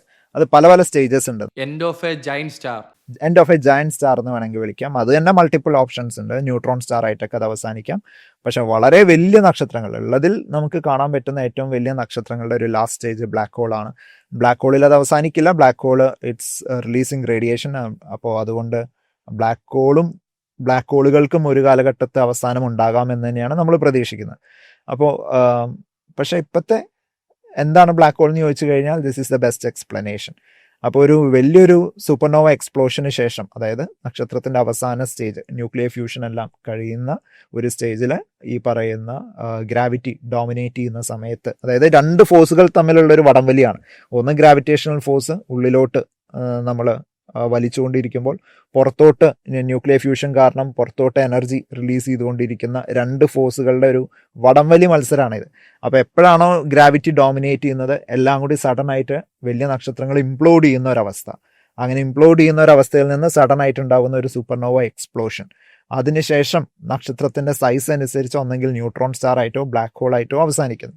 ബ്ലാക്ക് ഹോളുകൾ തന്നെ പല ടൈപ്പ് ബ്ലാക്ക് ഹോളുകളുണ്ട്. വളരെ ചെറിയ ബ്ലാക്ക് ഹോളുകൾ തൊട്ട് ഈ പറയുന്ന സൂപ്പർ മാസീവ് ബ്ലാക്ക് ഹോളുകൾ വരെ നീണ്ടു നിൽക്കുന്ന ഒരു വലിയൊരു കാറ്റഗറി തന്നെയുണ്ട് ബ്ലാക്ക് ഹോൾസിൽ. അപ്പോൾ ഈ പറയുന്ന ബ്ലാക്ക് ഹോൾ ഇനി വൺസ് ബ്ലാക്ക് ഹോൾ ഫോം ചെയ്ത് കഴിഞ്ഞാൽ അത് നമ്മൾ പറയുന്ന അതിന് ചുറ്റുമുള്ള സാധനങ്ങളെല്ലാം വളച്ച് അതിൻ്റെ ഉള്ളിലോട്ട് ഇടുന്നു എന്നുള്ള ഒരു കാര്യങ്ങളൊക്കെയാണ് നമ്മൾ വീഡിയോസിൽ കാണുന്നത്. ബേസിക്കലി അതിൽ തെറ്റിദ്ധാരണകളുണ്ട്. ബ്ലാക്ക് ഹോളിൻ്റെ അടുത്ത് പോയി കഴിഞ്ഞാൽ ഉടനെ അതിലോട്ട് വീഴുന്നതല്ല. അതിൻ്റെ ഈവൻ ഹൊറൈസൺ എന്ന് പറയുന്ന ഒരു ലക്ഷ്മണരേഖ കഴിഞ്ഞാൽ മാത്രമേ നമ്മൾ അതിൻ്റെ ഉള്ളിലോട്ട് പോവുകയുള്ളൂ. ഡെല്ലോട്ട് പോയി കഴിഞ്ഞാൽ എന്ത് സംഭവിക്കും നമുക്കറിയില്ല. ബ്ലാക്ക് ഹോളിൻ്റെ ഉള്ളിൽ എന്താണ് സംഭവിക്കുന്നതെന്ന് ഫിസിക്സിന് എക്സ്പ്ലെയിൻ ചെയ്യാൻ ഇപ്പോഴും സാധിച്ചിട്ടില്ല. അതുകൊണ്ട് നമുക്കറിയില്ല എന്നുള്ളതാണ് ഏറ്റവും നല്ല എക്സ്പ്ലനേഷൻ. അപ്പോൾ അതിനകത്തുള്ള കുറച്ച് കൗതുകമുള്ള ചോദ്യങ്ങൾ എന്ന് പറഞ്ഞാലേ, ഈ ബ്ലാക്ക് ഹോളിന് ഉള്ളിൽ അകപ്പെട്ട് കഴിഞ്ഞാൽ എന്ത് ചെയ്യും? അതുപോലെ തന്നെ രണ്ട് ബ്ലാക്ക് ഹോളുകൾ കൂട്ടിയിടിച്ചാൽ എന്തായിരിക്കും സംഭവിക്കുക? ഇതിലെല്ലാം ഉപരി വേറൊരു കൗതുകമുള്ളൊരു ചോദ്യം എന്ന് പറഞ്ഞാൽ, ഈ ഒരു ഫുള്ളായിട്ടുള്ള യൂണിവേഴ്സിനെ ബ്ലാക്ക് ഹോളിന് മുഴുവനായിട്ട് വിഴുങ്ങാൻ പറ്റുമോ? അതായത് സക്കപ്പ് ചെയ്യാൻ പറ്റും എന്നൊക്കെ പറയുന്ന കുറച്ച് തിയറീസ് ഉണ്ടല്ലോ. അല്ല, ആദ്യത്തേത് ബ്ലാക്ക് ഹോളിൻ്റെ ഉള്ളിലോട്ട് പോയി കഴിഞ്ഞാൽ എന്ത് സംഭവിക്കും? ഒന്ന്, വളരെ വളരെ വലിയ ബ്ലാക്ക് ഹോളുകളാണെങ്കിൽ നമുക്ക് ഈ പറയുന്ന ഒരു വ്യത്യാസം അനുഭവപ്പെടാൻ നമ്മൾ വളരെയധികം ഗ്രാവിറ്റി അനുഭവപ്പെടും എന്നല്ലാതെ നമ്മളെ വലിച്ചു കീറുന്ന ഒരവസ്ഥയൊന്നും നമ്മൾ പ്രതീക്ഷിക്കരുത്. നമ്മൾ ഇൻറ്റർസ്റ്റെല്ലാർ സിനിമയിൽ കണ്ട പോലെ നായകൻ അതിലോട്ട് കടന്നു പോകുമ്പോൾ ഉണ്ടാവുന്ന ഇൻറ്റൻസ് ഗ്രാവിറ്റി ഫീൽ ചെയ്യുന്നല്ലാതെ അതിൽ കൂടുതലൊന്നും സംഭവിക്കാൻ സാധ്യതയില്ല. പക്ഷേ ബ്ലാക്ക് ഹോളുകളുടെ സൈസ് മാറുന്നതിനനുസരിച്ച് ഈ സ്പെഗറ്റിഫിക്കേഷൻ എന്ന് പറയുന്ന ഒരു പ്രോസസ്സ് നടക്കും. അതായത് ഒരു നൂഡിൽസ് പിടിച്ച് നമ്മൾ വെന്ത നൂഡിൽസ് പിടിച്ച് വലിച്ചു കഴിഞ്ഞാൽ എങ്ങനെ ഇരിക്കും, അതുപോലെയായിരിക്കും നമുക്ക് സംഭവിക്കുക എന്നാണ് നമ്മൾ പറയുന്നത്. അപ്പോൾ ബ്ലാക്ക് ഹോളിൻ്റെ ഉള്ളിൽ പോകുമ്പോൾ ബ്ലാക്ക് ഹോളിൻ്റെ സൈസ് അനുസരിച്ച് നമുക്ക് പറയാൻ പറ്റുള്ളൂ എന്തെങ്കിലും സംഭവിക്കുമോ അല്ലെങ്കിൽ എന്ത് സംഭവിക്കും എന്നുള്ളതൊക്കെ. അപ്പോൾ സൈസാണ് അവിടെ മാറ്റർ ചെയ്യുന്നത്. രണ്ടാമത്തെ ചോദ്യം, 2 ബ്ലാക്ക് ഹോളുകൾ കൂട്ടിയിടിച്ചു കഴിഞ്ഞാൽ എന്ത് സംഭവിക്കുന്നതാണ്. 2 ബ്ലാക്ക് ഹോളുകൾ കൂട്ടിയിടിക്കുക എന്ന് പറഞ്ഞു കഴിഞ്ഞാൽ അത് ദേ ആർ സ്പിന്നിങ് ആക്ച്വലി. അപ്പോൾ 2 ബ്ലാക്ക് ഹോളുകൾ അതിൻ്റെ ഗ്രാവിറ്റേഷണൽ ഫോഴ്സ് കാരണം വളരെയധികം അടുക്കുമ്പോൾ അത് വളരെ ഹൈ സ്പീഡിൽ അത് സ്പിൻ ചെയ്യുകയും അത് കൂടിച്ചേർന്ന് അതിൻ്റെ ഒരു കുറച്ചും കൂടി വലിയ ബ്ലാക്ക് ഹോൾ ആകും എന്നുള്ളതാണ്. അപ്പോൾ 2 ബ്ലാക്ക് ഹോളുകൾ കൂടി ചേർന്നാൽ ഒരു വലിയ ബ്ലാക്ക് ഹോൾ ആവുക എന്നുള്ള ഒരു റിസൾട്ടാണ് നമുക്ക് ഇന്ന് കാണാൻ പറ്റിയിട്ടുള്ളത്. അത് നമുക്ക് ഒരുപാട് തെളിവുകൾ നമുക്ക് അതിനും കിട്ടിയിട്ടുണ്ട്. Black hole merging, black hole neutron star merging എല്ലാം നമുക്ക് അതിൻ്റെ ഗ്രാവിറ്റേഷണൽ വേവ്സ് എല്ലാം നമ്മൾ ലൈഗോ എന്ന് പറയുന്ന വലിയ ഡിറ്റക്ടേഴ്സ് ഉപയോഗിച്ചിട്ട് നമുക്ക് ഡിറ്റക്ട് ചെയ്ത് കിട്ടിയിട്ടുണ്ട്. അപ്പോൾ അതാണ് 2 ബ്ലാക്ക് ഹോളുകൾ കൂടി ചേർന്നാലുള്ള സംഭവം. പിന്നെ മൂന്നാമത് എന്തായിരുന്നു ചോദിച്ചിരുന്നത്? ബ്ലാക്ക് ഹോളിന് പൂർണ്ണമായിട്ട് യൂണിവേഴ്സിനെ സക്കപ്പ് ചെയ്യാൻ അത് നമ്മൾ കാണുന്ന ബ്ലാക്ക് ഹോളുകൾക്ക് എന്തായാലും അത് സാധ്യമല്ല. ഇന്ന് നമ്മൾ കാണുന്ന ഏറ്റവും വലിയ ബ്ലാക്ക് ഹോളുകൾ ഉണ്ടെങ്കിൽ പോലും ആ സൂപ്പർ മാസീവ് ബ്ലാക്ക് ഹോൾസ് പോലും അതെന്തായാലും സംഭവിക്കില്ല. പക്ഷേ ഈ മൊത്തം പ്രപഞ്ചം, നമ്മൾ കാണുന്ന യൂണിവേഴ്സ് മൊത്തം ഒരു ബ്ലാക്ക് ഹോളിൻ്റെ ഉള്ളിലാണോ എന്ന് ചോദിക്കുന്ന ഒരു ചോദ്യമുണ്ട്. നമുക്ക് അതല്ല എന്ന് പ്രൂവ് ചെയ്യാനും ആണെന്ന് പ്രൂവ് ചെയ്യാനും നമുക്ക് എവിഡൻസ് ഇല്ല എന്നുള്ളതാണ്. സാധ്യതകൾ തള്ളിക്കളയാൻ പറ്റില്ല എന്നുള്ളത് മാത്രമേ നമുക്കിന്ന് പറയാൻ പറ്റുള്ളൂ. The whole universe what we see is it inside a black hole എന്നുള്ളൊരു ക്വസ്റ്റ്യൻ അവിടെ വരുന്നുണ്ട്. അപ്പോൾ അതിന് മുമ്പോട്ട് വെക്കുന്ന നല്ല ഭംഗിയുള്ളൊരു ഹൈപ്പോത്തസിസ് ആണ്. പക്ഷേ ഇതുവരെ നമുക്ക് അതിന് എവിഡൻസ് കിട്ടിയിട്ടില്ല അതാണെന്ന് പ്രൂവ് ചെയ്യാനോ അല്ലാന്ന് പ്രൂവ് ചെയ്യാനോ. ഞാൻ ഈ അടുത്ത് ബ്ലാക്ക് ഹോളിനെ റിലേറ്റ് ചെയ്തൊരു വീഡിയോ യൂട്യൂബിൽ കണ്ടുകൊണ്ടിരിക്കുകയാണ്. അപ്പോൾ അതിനകത്തൊരു കമൻറ്റ്, ഏറ്റവും ഹൈലൈറ്റ് ഉള്ളൊരു കമൻറ്റ് അതാണ്. അതായത് സൂര്യൻ ഒരു ബ്ലാക്ക് ഹോളായിട്ട് മാറിയാൽ എന്തായിരിക്കും അവസ്ഥ എന്നുള്ളത്. സൂര്യൻ ഒരിക്കലും ബ്ലാക്ക് ഹോൾ ആവില്ല എന്നുള്ളതാണ്. സൂര്യൻ്റെ മാസ് അത്രയും ഇല്ല എന്നുള്ളതാണ്. അപ്പോൾ ഞാൻ മുമ്പ് പറഞ്ഞ പോലെ വളരെ വലിയ നക്ഷത്രങ്ങൾക്ക് മാത്രമേ ബ്ലാക്ക് ഹോൾ സ്റ്റേജിലോട്ടൊക്കെ പോകാൻ സാധിക്കുള്ളൂ. ഒരു മീഡിയം സ്റ്റാർ അല്ലെങ്കിൽ മോഡറേറ്റ് സൈസ് സ്റ്റാർ എന്നാണ് നമ്മുടെ നക്ഷത്രത്തെ വിളിക്കുന്നത്. അതുകൊണ്ട് നമ്മുടെ സൂര്യൻ്റെ അവസാന അവസ്ഥ എന്ന് പറഞ്ഞു കഴിഞ്ഞാൽ ഹൈഡ്രജൻ ഹീലിയമായിട്ട് ഫ്യൂസ് ചെയ്തുകൊണ്ടിരിക്കുന്ന ഈ സ്റ്റേജ് കഴിയുമ്പോൾ ഹീലിയം ഫ്യൂഷൻ സ്റ്റാർട്ട് ചെയ്യും. അപ്പോഴത്തേക്കും നമ്മുടെ ഈ പുറംപാളികളെല്ലാം വലുതാവാൻ തുടങ്ങും. Size, the whole size of the sun അത് വലുതാകാൻ തുടങ്ങും. ഇതാണ് ഒരു റെഡ് ജയന്റ് ഫേസ് എന്ന് പറയുന്നത്. ഒരു 5 ബില്യൺ വർഷങ്ങൾ കഴിഞ്ഞാൽ മാത്രമാണ് നമ്മളത്, അതിനു മുമ്പേ ഇത് തുടങ്ങും. സ്റ്റേജ് ബൈ സ്റ്റേജ് പ്രോസസ്സാണ്. അപ്പം നക്ഷത്രം, നമ്മുടെ സൂര്യൻ എന്താ സംഭവിക്കാൻ പോകുന്നതെന്ന് വലുതാവാൻ തുടങ്ങാം. ഈ വലിയ നക്ഷത്രത്തിൻ്റെ ഉള്ളിലോട്ട് ഈ നമ്മുടെ മെർക്കുറിയും വീനസും ഒരു പക്ഷേ ഭൂമി വരെ അതിൻ്റെ ഉള്ളിലോട്ട് വീണ് പോകുന്ന തരത്തിൽ സൂര്യൻ വലുതാവും. അത്രയും വലുതാകുന്ന ഒരു സ്റ്റേജാണ് റെഡ് ജയന്റ് സ്റ്റേജ് എന്ന് പറയുന്നത്. ഇതാണ് സംഭവിക്കാൻ പോകുന്നത്. അല്ലാതെ ഒരു ബ്ലാക്ക് ഹോൾ ആയിട്ട് നമ്മുടെ നക്ഷത്രം ഒരിക്കലും മാറില്ല. അതിനുള്ള മാസ് അതിനില്ല. നമ്മുടെ ഈ പോഡ്കാസ്റ്റ് കാണുന്ന ആൾക്കാർക്ക് ഈ പിരമിഡിക്കൽ ലിസ്റ്റ് ഉണ്ടാവുമല്ലോ, നമ്മളുടെ ഈ സോളാർ സിസ്റ്റം, അത് കഴിഞ്ഞ് മിൽക്കി വേ, ഗാലക്സി എന്നുള്ള. അപ്പം നമ്മുടെ ഈ ആ പിരമിഡിലുള്ള ഓരോ ടേമുകളും പറഞ്ഞു പോകാൻ പറ്റുമോ? തിരിച്ചുള്ള ഒരു റിവേഴ്സ് പാത്ത് ചെയ്യുന്നതായിരിക്കും നമുക്ക് കുറച്ചും കൂടി നല്ലതെന്ന് തോന്നുന്നു. അതായത് മൊത്തം പ്രപഞ്ചത്തിൽ നമുക്ക് കാണാൻ പറ്റുന്ന ഈ നക്ഷത്ര കൂട്ടങ്ങൾ എന്ന് വിളിക്കുന്ന ഗാലക്സീസിന് തന്നെ ഒരു കൂട്ടമുണ്ട്. അപ്പം ഗാലാക്ടിക് ക്ലസ്റ്ററുകൾ. അപ്പോൾ യൂണിവേഴ്സ് ഗാലാക്ടിക് ക്ലസ്റ്റർ എന്ന് പിന്നെ നമുക്ക് വിളിക്കാം. അത് കഴിയുമ്പോൾ ഗാലക്സീസ് വരുന്നു. ഇതിൻ്റെ ഇടയിൽ നമുക്ക് വേണമെങ്കിൽ ചെറിയ സബ് ഗ്രൂപ്പ്സ് ഉണ്ട്. നമുക്ക് തൽക്കാലം മാറ്റി വെച്ച് കഴിഞ്ഞാൽ ഗാലക്സീസ്, പിന്നെ ഗാലക്സീസിൻ്റെ ഉള്ളിൽ ഓരോ നക്ഷത്ര കൂട്ടങ്ങൾ, അതിൻ്റെ ഉള്ളിൽ ഓരോ സ്റ്റെല്ലാർ സിസ്റ്റംസ് ആണ് വരുന്നത്. ഈ സ്റ്റെല്ലാർ സിസ്റ്റം, അതായത് സോളാർ സിസ്റ്റം പോലെയുള്ള സ്റ്റെല്ലാർ സിസ്റ്റംസ്. അപ്പോൾ സോളാർ സിസ്റ്റത്തിലോട്ട് എത്തിക്കഴിഞ്ഞാൽ നമ്മുടെ കേസിൽ ഒരു നക്ഷത്രവും കൂടെ തിരിയുന്ന പ്ലാനറ്റുകളേ ഉള്ളൂ. പക്ഷേ പല സ്റ്റെല്ലാർ സിസ്റ്റത്തിലും 2 നക്ഷത്രങ്ങളും 3 നക്ഷത്രങ്ങളൊക്കെ ആയിട്ടുള്ള സിസ്റ്റംസ് ഉണ്ട്. അതായത് നമ്മുടെ സോളാർ സിസ്റ്റത്തിൽ നിന്ന് 4 ലൈറ്റ് ഇയേഴ്സ് അകന്ന് നിൽക്കുന്ന ഏറ്റവും നിയറസ്റ്റ് സ്റ്റെല്ലാർ സിസ്റ്റത്തിൽ പോലും 3 നക്ഷത്രങ്ങളുണ്ട്. ആൽഫ സെന്റൗറി, പ്രോക്സിമ സെന്റൗറി സിസ്റ്റം എന്ന് വിളിക്കുന്ന അതിൽ തന്നെ 3 നക്ഷത്രങ്ങളുണ്ട്. 3 നക്ഷത്രങ്ങളെ ചുറ്റുന്ന പ്ലാനറ്റ്സ് ഉണ്ട്. അപ്പോൾ ലക്ലി നമ്മുടെ സോളാർ സിസ്റ്റത്തിൽ ഒരു നക്ഷത്രമേ ഉള്ളൂ. അതുകൊണ്ട് നമുക്ക് ഒരു സൂര്യോദയം, ഒരു സൂര്യാസ്തമയം നമ്മൾ കാണുന്നുള്ളൂ. നിങ്ങൾ ആൽഫ സെന്റൗറിയുടെ ചുറ്റുമുള്ള ഒരു പ്ലാനറ്റിലാണ് നിൽക്കുന്നതെങ്കിൽ നിങ്ങൾക്ക് ഉറങ്ങാൻ പറ്റില്ല. 3 നക്ഷത്രങ്ങളുടെ ഉദയവും അസ്തമയൊക്കെ കഴിയുമ്പോഴത്തേക്കും ഒരു പരിവാവും. ഈ പറഞ്ഞ മൊത്തം സ്പേസിലും എവിടെങ്കിലും ഒരു സ്പേസ് ഉണ്ടാവുമോ ഈ ഒരു ദൈവത്തിനെ കൊണ്ട് ഫിക്സ് ചെയ്യാനായിട്ട്? ഉണ്ടല്ലോ, ഞാൻ പറഞ്ഞല്ലോ ചൊവ്വയുടെ സെന്ററാണ് ഇപ്പം നമ്മൾ കണ്ടെത്തിയിരിക്കുന്ന ഏറ്റവും സേഫ് പോയിന്റ് എന്ന് പറയുന്നത്. അല്ലെങ്കിൽ വേണ്ട, ഭൂമിയുടെ സെന്ററിൽ തന്നെ എടുക്കാമല്ലോ. ഭൂമിയുടെ സെന്ററിൽ നിന്ന് എടുക്കാൻ പറയാൻ കാരണം നമ്മൾ 10 കിലോമീറ്റർ വരെ ആകെ താഴോട്ട് പോയി നോക്കിയിട്ടുള്ളൂ. നമ്മൾ മരിയാന ട്രഞ്ച് പസഫിക് ഓഷ്യനിലെ ചാലഞ്ചർ ഡീപ്പ് എന്ന് പറയുന്ന പോയിന്റ് വരെ മനുഷ്യൻ ഇതുവരെ താഴോട്ട് പോയിട്ടുള്ളൂ. അപ്പോൾ എന്തുകൊണ്ടും തീർച്ചയായിട്ടും ഭൂമിയുടെ സെന്ററിൽ കയറ്റിയിരുത്താം. അപ്പോൾ ഇറ്റ്സ് എ ഫെയർ പ്ലേസ്. അതുകൊണ്ട് അവിടെ കയറ്റിയിരുത്താം.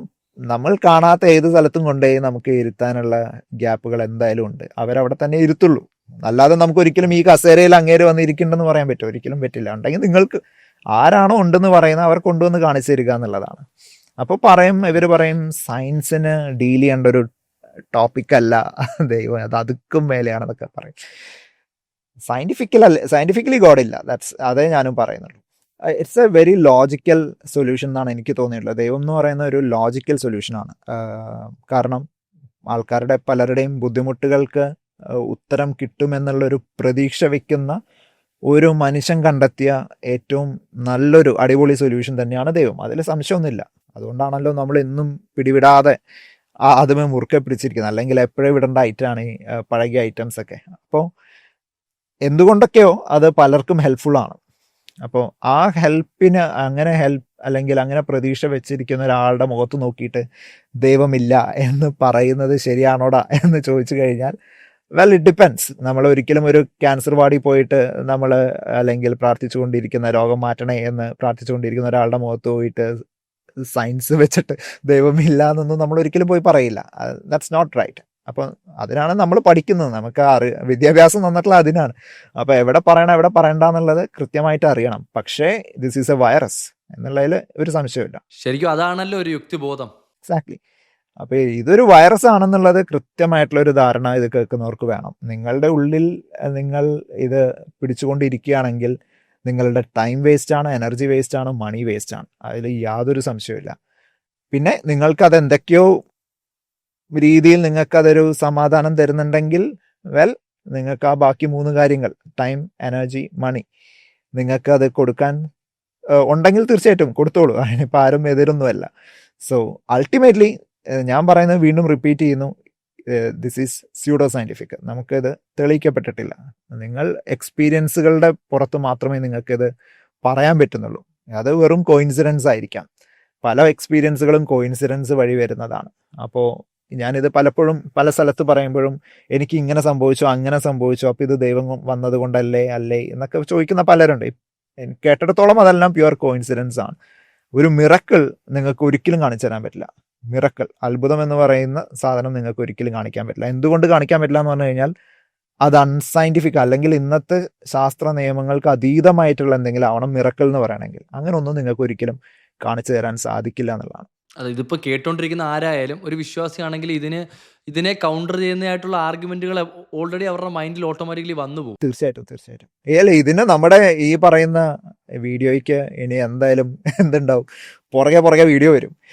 അത് തീർച്ചയായിട്ടും നമ്മൾ കാത്തിരിക്കുക എന്നുള്ളതാണ്. ഇത് അയ്യോ എനിക്ക് പൊള്ളുന്നവരെ വീഡിയോ ഇടുള്ളൂ, അതിൽ സംശയമൊന്നുമില്ല. അപ്പോൾ പൊള്ളാൻ വേണ്ടിയിട്ടാണല്ലോ നമ്മൾ പറയുന്നത്. കൃത്യമായിട്ടുള്ള ഈ ഒരു പാൻഡമിക് ഡിസീസിനെടുത്ത് പുറത്തെറിയാൻ വേണ്ടിയിട്ട് തന്നെയാണ് നമ്മൾ വർഷങ്ങളായിട്ട് നമ്മൾ ട്രൈ ചെയ്തുകൊണ്ടിരിക്കുന്നത്. പക്ഷെ ഒരിക്കലും പോവില്ല. ഇതൊരു വൈറ്റ് വാഷ് ചെയ്ത് അല്ലെങ്കിൽ സർഫ് എക്സലിലൊക്കെ അല്ലെങ്കിൽ ടൈഡിൻ്റെ ഒക്കെ പരസ്യം കാണുന്ന പോലെ തുണി മുക്കി പൊന്തിക്കുമ്പോൾ ഒരു വെള്ളത്തുണിയായിട്ട് വരുന്നു എന്നുള്ളൊരു പ്രതീക്ഷ ഉണ്ടായിട്ടൊന്നുമല്ല.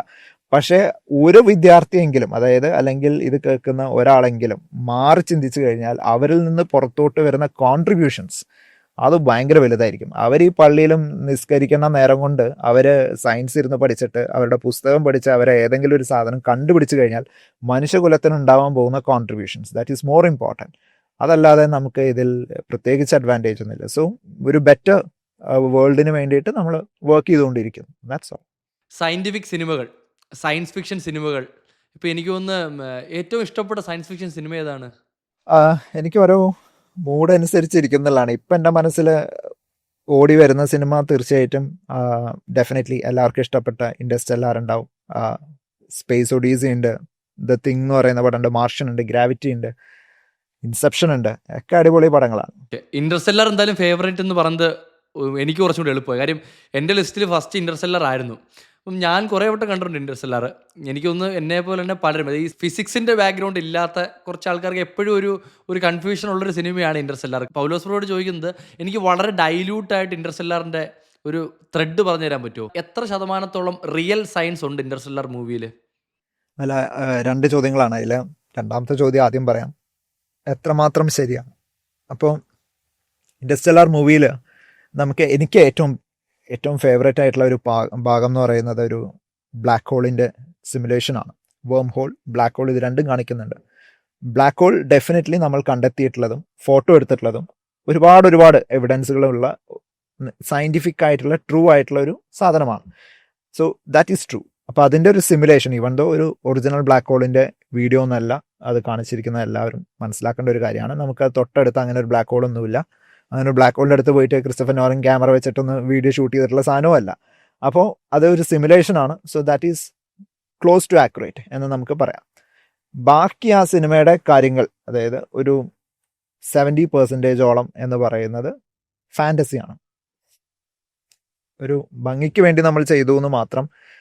ഭംഗിക്ക് വേണ്ടി മീൻസ് ആ കഥയുടെ പ്ലോട്ടിനനുസരിച്ച് അതിൽ മൾട്ടിപ്പിൾ ഡയമെൻഷൻസിനെ പറ്റിയിട്ട് പറയുന്നുണ്ട്, വേം ഹോൾസിനെ പറ്റി പറയുന്നുണ്ട്, അല്ലെങ്കിൽ ഇത്തരം കാര്യങ്ങളെല്ലാം ഫാൻറ്റസിയാണ്. ഇറ്റ്സ് സ്റ്റിൽ നമ്മുടെ സയൻസിൻ്റെ അല്ലെങ്കിൽ സയൻറ്റിഫിക് ഹൈപ്പോത്തസിസിൻ്റെ ഗണത്തിൽ വിടുന്ന കാര്യങ്ങൾ മാത്രമാണ്. അപ്പം അതാണ് അതിൽ ശ്രദ്ധിക്കേണ്ട കാര്യങ്ങൾ. അപ്പം എല്ലാം നമ്മുടെ ഇൻ്റർസ്റ്റെല്ലാർ സിനിമ കണ്ടു കഴിഞ്ഞിട്ട് നമുക്കൊരു ഏതാണ് ശരി ഏതാണ് തെറ്റെന്ന് ഒരു ഡൗട്ട് വന്നേക്കാം. അപ്പം അത് നമ്മൾ കുറച്ച് ശ്രദ്ധിച്ചു കഴിഞ്ഞാൽ ആ കാര്യം ക്ലിയർ ആവും. പിന്നെ അതിൻ്റെ കഥയുടെ ത്രെഡ് ലൈൻ എനിക്ക് തോന്നുന്നില്ല എന്ന് എനിക്ക് തോന്നുന്നു സയൻസുമായി ബന്ധപ്പെട്ട് ഒരുവിധം എല്ലാവരും ആ സിനിമ മൾട്ടിപ്പിൾ ടൈംസ് കണ്ടിട്ടുള്ളൊരു പടമായിരിക്കും. പക്ഷേ എനിക്ക് ഒരു ഡിഫറെൻറ്റ് ഒരു പെർസ്പെക്റ്റീവ്, അതായത് ക്രിസ്റ്റഫർ നോളൻ്റെ തന്നെ ഒരു ഡിഫറെൻറ്റ് പെർസ്പെക്റ്റീവ് പറയാനാണ് എനിക്കിഷ്ടം. ആ കഥയുടെ എൻ്റെ സ്റ്റോറി പറയുന്നതിനേക്കാളും നല്ലത്. അതിൽ പറയുന്നത് ഫ്യൂച്ചർ ഹ്യൂമൻസ് വന്നിട്ട് ഇപ്പോഴത്തെ പ്രസൻറ്റ് ഹ്യൂമാനിറ്റിയെ അല്ലെങ്കിൽ ഹ്യൂമൻസിനെ അല്ലെങ്കിൽ ഹ്യൂമൻ സിവിലൈസേഷനെ മുമ്പോട്ട് നയിക്കുന്നു എന്നുള്ളതാണ് കഥയുടെ ബേസിക് തീം എന്ന് പറയുന്നത്. ഫ്യൂച്ചർ ഹ്യൂമൻസ് വരുന്നു, അതായത് ഒരു ഡിഫറെൻറ്റ് ടൈം ലൈനിൽ നിന്ന് ഫ്യൂച്ചർ ഹ്യൂമൻസ് വരുന്നു. ഇപ്പോഴുള്ള നമ്മുടെ ഫാമിൻ അല്ലെങ്കിൽ ഈ പറയുന്ന ക്ഷാമം തുടങ്ങിയ കാര്യങ്ങൾ അതിനൊരു അറുതി വരുത്താനായിട്ട്, സോൾവ് ചെയ്യാനായിട്ട് അവർ പ്രസൻറ്റ് ഹ്യൂമൻ സിവിലൈസേഷനെ മുമ്പോട്ട് കൊണ്ടുപോകുന്ന ഒരു കഥയാണ് ബേസിക്കലി ഇൻ്റർസ്റ്റെല്ലാർ എന്ന് പറയുന്നത്. അപ്പോൾ അതിൽ ഈ പറയുന്ന സാറ്റേണിൻ്റെ അടുത്തുള്ള ഒരു ഈ പറയുന്ന എനിക്ക് തോന്നുന്നു ഒരു സിസ്റ്റം അവരുണ്ടാക്കിയിട്ട് അവിടെ ഹാബിറ്റബിൾ ആകുന്ന ഒരു രീതിയിലാണ് ആ സിനിമ പിന്നെ മുമ്പോട്ട് പ്രൊസീഡ് ചെയ്യുന്നത്. അതൊരു ഭയങ്കര ഒരു കോൺസെപ്റ്റ് ആയിരുന്നു. എന്നെ അപേക്ഷിച്ച് വേറൊരു ഫ്യൂച്ചർ ഹ്യൂമൻസ് എന്ന് പറയുന്ന ഒരു കോൺസെപ്റ്റ്, അതായത് ടൈം ഒരിക്കലും ഈ പറയുന്ന നമുക്ക് ഇത് ടൈം എപ്പോഴും ഫോർവേഡാണ്, മുമ്പോട്ട് പോയിക്കൊണ്ടിരിക്കുന്നതാണ് സമയം, ഒരിക്കലും നമുക്ക് പുറകോട്ട് പോകാനായിട്ട് സാധിക്കില്ല എന്നൊക്കെ പറയുന്ന ആ സമയത്തിനെ വളച്ചൊടിക്കാൻ അല്ലെങ്കിൽ ആ കോൺസെപ്റ്റ് തന്നെ തകർക്കാണ് ക്രിസ്റ്റഫർ നോളൻ. അതായത് ഇതെല്ലാം സംഭവിച്ചു കഴിഞ്ഞിരിക്കുന്നു എന്നുള്ള ഒരു കോൺസെപ്റ്റാണ് ഇൻ്റർസ്റ്റെല്ലാർ മുമ്പോട്ട് വയ്ക്കുന്നത്. Everything has happen. ഇനി അത് ലെയർ ബൈ ലെയർ ആയിട്ട് കട്ട് ചെയ്യാണ്, എന്നിട്ട് മുമ്പിലത്തെ ലെയറിൽ നിന്ന് പുറകിലത്തെ ലെയർ ആയിട്ട് കണക്ഷൻസ് കൊണ്ടുവരുന്ന ഒരു ഐഡിയ. ഇത് ഫിസിക്സ് പ്രകാരം അത് തെറ്റാണോ എന്ന് ചോദിച്ചാൽ അല്ല എന്നുള്ളതാണ്. നമുക്ക് അങ്ങനെ വേണമെങ്കിൽ എടുക്കാം. എവറിത്തിങ് ഹാസ് ഹാപ്പൻഡ് എന്നുള്ള രീതിയിൽ വേണമെങ്കിൽ ഫിസിക്സ് മുമ്പോട്ട് നമുക്ക് വെക്കാം. പക്ഷെ അതിന് എവിഡൻസ് വേണമെന്ന് മാത്രം. അതായത് ഫ്യൂച്ചറിൽ നിന്ന് ഒരാൾ ഇങ്ങോട്ട് വന്ന് അല്ലെങ്കിൽ അങ്ങനത്തെ ഒരാൾ വന്നിട്ട് ഇത് നമ്മുടെ മൊത്തത്തിലുള്ള ബുദ്ധിമുട്ടുകൾ സോൾവ് ചെയ്യാന്ന് പറഞ്ഞു കഴിഞ്ഞാൽ വി ഡോണ്ട് നോ, നമുക്കതൊക്കെ പോസിബിൾ ആണോ എന്നൊന്നും നമുക്കറിയില്ല. ബട്ട് ഇൻ്റർസ്റ്റെല്ലാർ മുമ്പോട്ട് വെക്കുന്ന ഒരു ഐഡിയ അതാണ്. അപ്പോഴും അവിടെ കിട്ടുന്നൊരു ഹോപ്പ് എന്ന് പറഞ്ഞാൽ ഇപ്പം ടൈം ട്രാവൽ ശരിക്കും പോസിബിൾ ആണ് എന്നുള്ളതല്ലേ? ടൈം ട്രാവൽ അല്ലെങ്കിലും നമുക്ക് പലതരത്തിൽ നമുക്ക് പോസിബിൾ ആണ്. അത് പക്ഷേ എങ്ങനെ നമ്മൾ അതിനെ കാണുന്നു എന്നുള്ളതാണ്. ഫോർ എക്സാമ്പിൾ ടൈം ട്രാവലിങ്ങിന് ഏറ്റവും നല്ലൊരു എക്സാമ്പിൾ എന്ന് പറഞ്ഞു കഴിഞ്ഞാൽ ഇപ്പം ഞാൻ ഇവിടെ ഇരിക്കുന്നത് ഒരു സെക്കൻഡ് ഫ്ലോറിലാണ് അല്ലെങ്കിൽ ഫസ്റ്റ് ഫ്ലോറിലാണെന്ന് ഇരിക്കട്ടെ, അല്ലെങ്കിൽ നമുക്ക് തൽക്കാലം ബുർജ് ഖലീഫയുടെ ഒരു 100ാമത്തെ നിലയിൽ ഒരുത്തൻ ഇരിക്കുന്നു, ഗ്രൗണ്ട് ഫ്ലോറിൽ ഒരുത്തൻ ഇരിക്കുന്നു. ഇവർ രണ്ടുപേരും ഒരർത്ഥത്തിൽ ടൈം ട്രാവലിംഗ് ചെയ്യുന്നുണ്ട്. ബിക്കോസ് ഏറ്റവും മുകളിൽ ഇരിക്കുന്ന ആൾക്ക് ഗ്രാവിറ്റി കുറവാണ്, താഴെ ഇരിക്കുന്ന ആൾക്ക് ഗ്രാവിറ്റി കൂടുതലാണ്. അപ്പോൾ ഗ്രാവിറ്റി ടൈമിനെ ഡയലേറ്റ് ചെയ്യും, അല്ലെങ്കിൽ ടൈം ഡയലേഷൻ ഗ്രാവിറ്റി കൊണ്ടുവരും എന്നാണ് നമ്മൾ പഠിക്കുന്നത്. ഇൻ്റർസ്റ്റെല്ലാറിൽ പോലും നമ്മൾ ഈ പറയുന്ന പ്ലാനറ്റിൽ ഇറങ്ങുന്ന സമയത്ത് നമ്മൾ കാണുന്നുണ്ട്, വെള്ളം മാത്രമുള്ള ഒരു പ്ലാനറ്റിൽ അവർ ഇറങ്ങുന്ന സീനൊക്കെ നമ്മൾ കാണുന്നുണ്ട്. 1 മണിക്കൂർ എന്ന് പറയുന്നത് 7 വർഷമായിട്ട് ടൈം ഡയലേഷൻ നടക്കുന്ന കാര്യങ്ങളൊക്കെ നമ്മൾ കാണുന്നുണ്ട്. സോ വളരെ മൈക്രോസ്കോപ്പിക് ലെവലിൽ നമ്മുടെ അവിടെയും ടൈം ഡയലേഷൻസ് നടക്കുന്നുണ്ട്. വളരെ ഗ്രാവിറ്റി കൂടിയിട്ടുള്ള സ്ഥലവും കുറഞ്ഞിട്ടുള്ള സ്ഥലത്തും രണ്ടാൾക്കാർ നിൽക്കുമ്പോൾ അവരുടെ ഇടയിൽ ടൈമിൽ വ്യത്യാസം വരുന്നുണ്ട്. സോ ഐൻസ്റ്റൈൻ പറഞ്ഞ പോലെ ടൈം ഈസ് നോട്ട് ആബ്സല്യൂട്ട് എന്നുള്ളതാണ് ഏറ്റവും മനോഹരമായിട്ടുള്ള കാര്യം. സോ ടൈം ട്രാവലിംഗ് സംഭവിക്കുന്നുണ്ട്, നമ്മുടെ ഇടയിൽ തന്നെ അത് സംഭവിക്കുന്നുണ്ട്. ഇനി സ്പേസിൽ പോയി നിൽക്കുന്ന ഒരാളും നമ്മളും തമ്മിൽ ടൈം ട്രാവലിംഗ് ഈ ഒരു അർത്ഥത്തിൽ സമയത്തിൽ ചെറിയ ചെറിയ വ്യതിയാനങ്ങൾ സംഭവിക്കുന്നു എന്നുള്ളതാണ്. അപ്പോൾ പല രീതിയിൽ ടൈം ട്രാവലിംഗ് നമുക്ക് പറയാൻ പറ്റും. ടെലിപ്പോർട്ടേഷൻ അപ്പം പോസിബിൾ ആണോ? അവിടെ കാനഡയിൽ ഒരു മെഷീൻ ഉണ്ടെങ്കിൽ അതിൽ നിന്ന് പുറത്തോട്ട് ആൾ വരിക, പിന്നെ നമുക്ക് സംസാരിച്ചു കഴിഞ്ഞാൽ തിരിച്ച് എനിക്ക് വീട്ടിലോട്ട് വരിക, ഇതൊക്കെ ഭാവിയിൽ പോസിബിൾ ആയിരിക്കും, അറിയില്ല. പക്ഷെ ഞാനിപ്പോൾ ഈ പോഡ്കാസ്റ്റ് ചെയ്യുന്നത് കുറച്ചുകൂടെ എളുപ്പമായിരിക്കും. ടെലിപ്പോർട്ടേഷൻ പോസിബിൾ ആയിരുന്നെങ്കിൽ എനിക്ക് ഇവിടുന്ന് ഒരു ദിവസം കൊണ്ട് ഒരു എത്ര മിനിറ്റ് കൊണ്ട് ഇന്ത്യയിലെത്തി ഇപ്പോൾ പോഡ്കാസ്റ്റ് എടുത്ത് തിരിച്ച് വരായിരുന്നു. കറക്റ്റ്, അതാണ്. അപ്പോൾ അതിന് ടെലിപ്പോർട്ട് ചെയ്യാൻ വേണ്ട ഡിവൈസ് 2 സ്ഥലത്തും വേണമെന്നുള്ളതാണ്. അപ്പോൾ പലരും ഇത് കേൾക്കുമ്പോൾ തന്നെ ലഡു പൊട്ടി കാണും, മനസ്സിലാ കൊള്ളാലോ എന്നുള്ളൊരു സാധനം. നിങ്ങൾക്ക് ടെലിപ്പോർട്ട് ചെയ്യാൻ വേണ്ട സാധനം ഇവിടെ വേണം അവിടെയും വേണം, അല്ലാതെ ഇത് നടക്കില്ല എന്നുള്ളതാണ് മനസ്സിലാക്കാൻ. ഇന്റർസ്റ്റെല്ലാർ എന്ന് പറഞ്ഞ മൂവി ഒരു 50 സെക്കൻഡ്സിൽ എനിക്ക് വളരെ എന്താ പറയുക ഡൈല്യൂട്ടായിട്ട് പറഞ്ഞുതരാൻ പറ്റുമോ? Interstellar in 50 seconds 60 ആക്കുന്നതായിരിക്കുന്നല്ലേ 60 seconds. അപ്പോൾ എന്താണ് സംഭവം എന്ന് പറഞ്ഞു കഴിഞ്ഞാൽ, മനുഷ്യരാശി തകർന്നുകൊണ്ടിരിക്കുന്നു, ഭക്ഷണം കിട്ടാതെ തകർന്നുകൊണ്ടിരിക്കുന്ന അവസ്ഥ. അവിടെ നിന്ന് നമ്മൾ രക്ഷപ്പെടാനായിട്ട് 2 സൊല്യൂഷൻ നാസ മുമ്പോട്ട് വയ്ക്കുന്നു. അതിലൊരു സൊല്യൂഷൻ ഗ്രാവിറ്റി സോൾവ് ചെയ്യുക എന്നുള്ളത്, രണ്ടാമത്തെ സൊല്യൂഷൻ എന്ന് പറയുന്നത് എല്ലാം കെട്ടിയെടുത്ത് വേറെ സ്ഥലത്തോട്ട് പോവുക, അത് തന്നെയുള്ളൂ. അപ്പോൾ നമ്മൾ ഗ്രാവിറ്റി സോൾവ് ചെയ്യാനായിട്ട് ഇവർ ഓൾറെഡി ഒരു മിഷൻ നടത്തിയിരുന്നു. It was A partial failure എന്ന് വേണമെങ്കിൽ വിളിക്കാം. അപ്പോൾ അവർ സാറ്റേണിൻ്റെ അടുത്തുള്ള ഒരു വേം ഹോളിലോട്ട് ആൾക്കാരെ അയക്കുന്നു. അപ്പോൾ ഇതിൽ നായകൻ പോകുന്നു, അതിലേറ്റവും പറ്റിയ ഒരു പ്ലാനറ്റിനെ കണ്ടെത്തി തിരിച്ചു വരിക എന്ന മിഷനുമായിട്ട്. പക്ഷേ ഒരു പോയിന്റിൽ ഗാർഗാഞ്ചോ എന്ന് പറയുന്ന ഒരു ബ്ലാക്ക് ഹോളിൻ്റെ അടുത്തെത്തി അവിടെ വട്ടം കറങ്ങാണ് ഇനി എന്ത് ചെയ്യണം എന്നുള്ളത്. സോ രണ്ടും പ്ലാൻ എയും പ്ലാൻ ബിയും ഒരുമിച്ച് വർക്കൗട്ട് ആകുന്ന രീതിയിലാണ് അദ്ദേഹം സോൾവ് ചെയ്യുന്നത്. തീർച്ചയായിട്ടും 3ാമത്തെ പ്ലാനറ്റായ എഡ്മണ്ട് പ്ലാനറ്റിലോട്ട് നായികയെ വിടുന്നു. നായകൻ ബ്ലാക്ക് ഹോളിൻ്റെ ഉള്ളിൽ പോകുന്നു, സോൾവ് ചെയ്യുന്നു. അങ്ങനെ മകളും അച്ഛനുമായിട്ടുള്ള ദൃഢമായ ബന്ധത്തിനുള്ള ഒരു സൊല്യൂഷനും കൂടിയാണ് ഇന്റർസ്റ്റെല്ലാർ സിനിമ എന്ന് പറയുന്നത് മുമ്പോട്ട് വയ്ക്കുന്നത്. ഇന്റർസ്റ്റെല്ലാറിന്റെ തന്നെ റിലേറ്റഡ് ആയിട്ട് ചോദ്യം പറഞ്ഞാൽ, അപ്പം ശരിക്കും ഈ വേം ഹോൾ വേഴ്സസ് ബ്ലാക്ക് ഹോൾ എന്താണ് തമ്മിലുള്ള വ്യത്യാസം ശരിക്കും? ബ്ലാക്ക് ഹോൾ എന്ന് പറയുന്നത് ഞാൻ മുമ്പ് പറഞ്ഞതുപോലെ നക്ഷത്രത്തിന്റെ അവസാന സ്റ്റേജ്, ഒരു പടുകൂറ്റൻ നക്ഷത്രം പൊട്ടിത്തെറിച്ചു കഴിഞ്ഞാൽ ഉണ്ടാകുന്ന പിണ്ഡം എന്നൊക്കെ വേണമെങ്കിൽ വിളിക്കാവുന്ന ഒരു ഫൈനൽ സ്റ്റേജ് ആണ് ബ്ലാക്ക് ഹോൾ എങ്കിൽ. വേം ഹോൾ എന്ന് പറയുന്ന ഷോർട്ട് കട്ട്സ് ഇൻ സ്പേസ് ആണ്. അതായത് ഇന്ന് ഞാൻ ഇവിടെ ഇരിക്കുന്ന സ്ഥലത്ത് നിന്ന് എൻ്റെ വീട്ടിലോട്ട് എനിക്ക് എത്രയും പെട്ടെന്ന് പോകണം എന്നുണ്ടെങ്കിൽ സ്പേസ് ആൻഡ് ടൈം വാർപ്പ് ചെയ്തിട്ട് വളച്ചെടുത്തിട്ട് അതിൻ്റെ ഉള്ളിലൂടെ എനിക്ക് യാത്ര ചെയ്യാനായിട്ട് സാധിക്കും. ഇതിനാണ് വേം ഹോൾസ് എന്ന് വിളിക്കുന്നത്. അപ്പോൾ ഒരു 3D സ്പേസിൽ നമ്മൾ വേം ഹോളെ പ്രതീക്ഷിക്കേണ്ടത് ഒരു തുളയായിട്ടോ ഒരു സിലിണ്ടർ ആയിട്ടോ ഒന്നുമല്ല, ഒരു സ്ഫിയർ ആയിട്ടാണ്. അതുതന്നെയാണ് ഇന്റർസ്റ്റെല്ലാർ സിനിമയിലും കാണിക്കുന്നത്, ഒരു സ്ഫിയർ ആയിട്ടാണ്.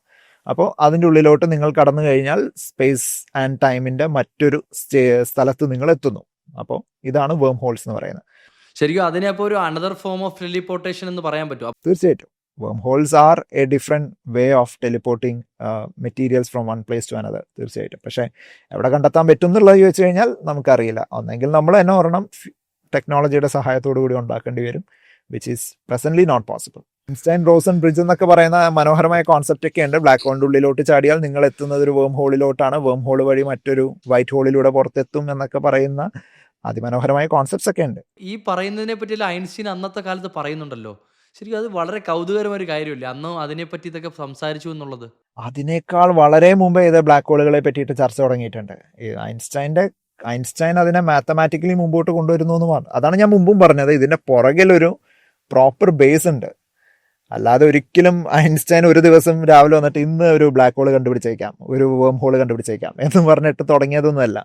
ബ്ലാക്ക് ഹോളുകളെ പറ്റിയിട്ട് വളരെ വളരെ പുറകെ തന്നെ അതിനൊരു ചരിത്രമുണ്ട്. ബ്ലാക്ക് ഹോളുകൾ, വേം ഹോളുകളെല്ലാം ഈ പറയുന്ന, അതിപ്പോൾ നമ്മൾ ഈ വിമാനത്തെ പറ്റിയിട്ട് നമ്മൾ പറയുമ്പോൾ ഈ പറയുന്ന പുഷ്പക വിമാനത്തെ പറ്റിയിട്ട് അല്ലേ, ഈ ഏൻഷ്യൻ സ്ക്രിപ്റ്റേഴ്സിൽ എഴുതി വെച്ചിട്ടില്ലേ എന്ന് ചോദിക്കുന്ന പോലെയാണ്. രാമായണത്തിലെ പുഷ്പക വിമാനത്തെ പറ്റി പറയുന്നില്ലേ, അപ്പോൾ എന്ന് പറയുന്ന പോലെയാണ്.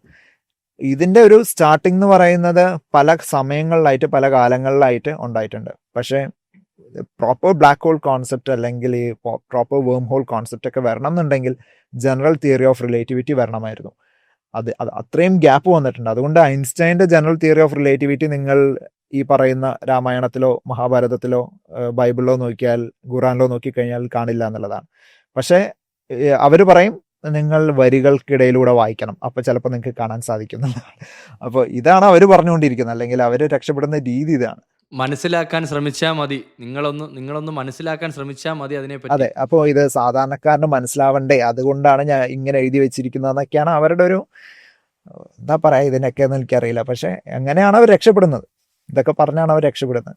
ഇന്റർസ്റ്റെല്ലർ കഴിഞ്ഞാൽ അടുത്തൊരു സയൻസ് ഫിക്ഷൻ മൂവി ഓപ്പൺ ഹേമർ. ഒരു 3 മണിക്കൂറിന് മേളിലുള്ളൊരു ഡ്രമാറ്റിക് മൂവി.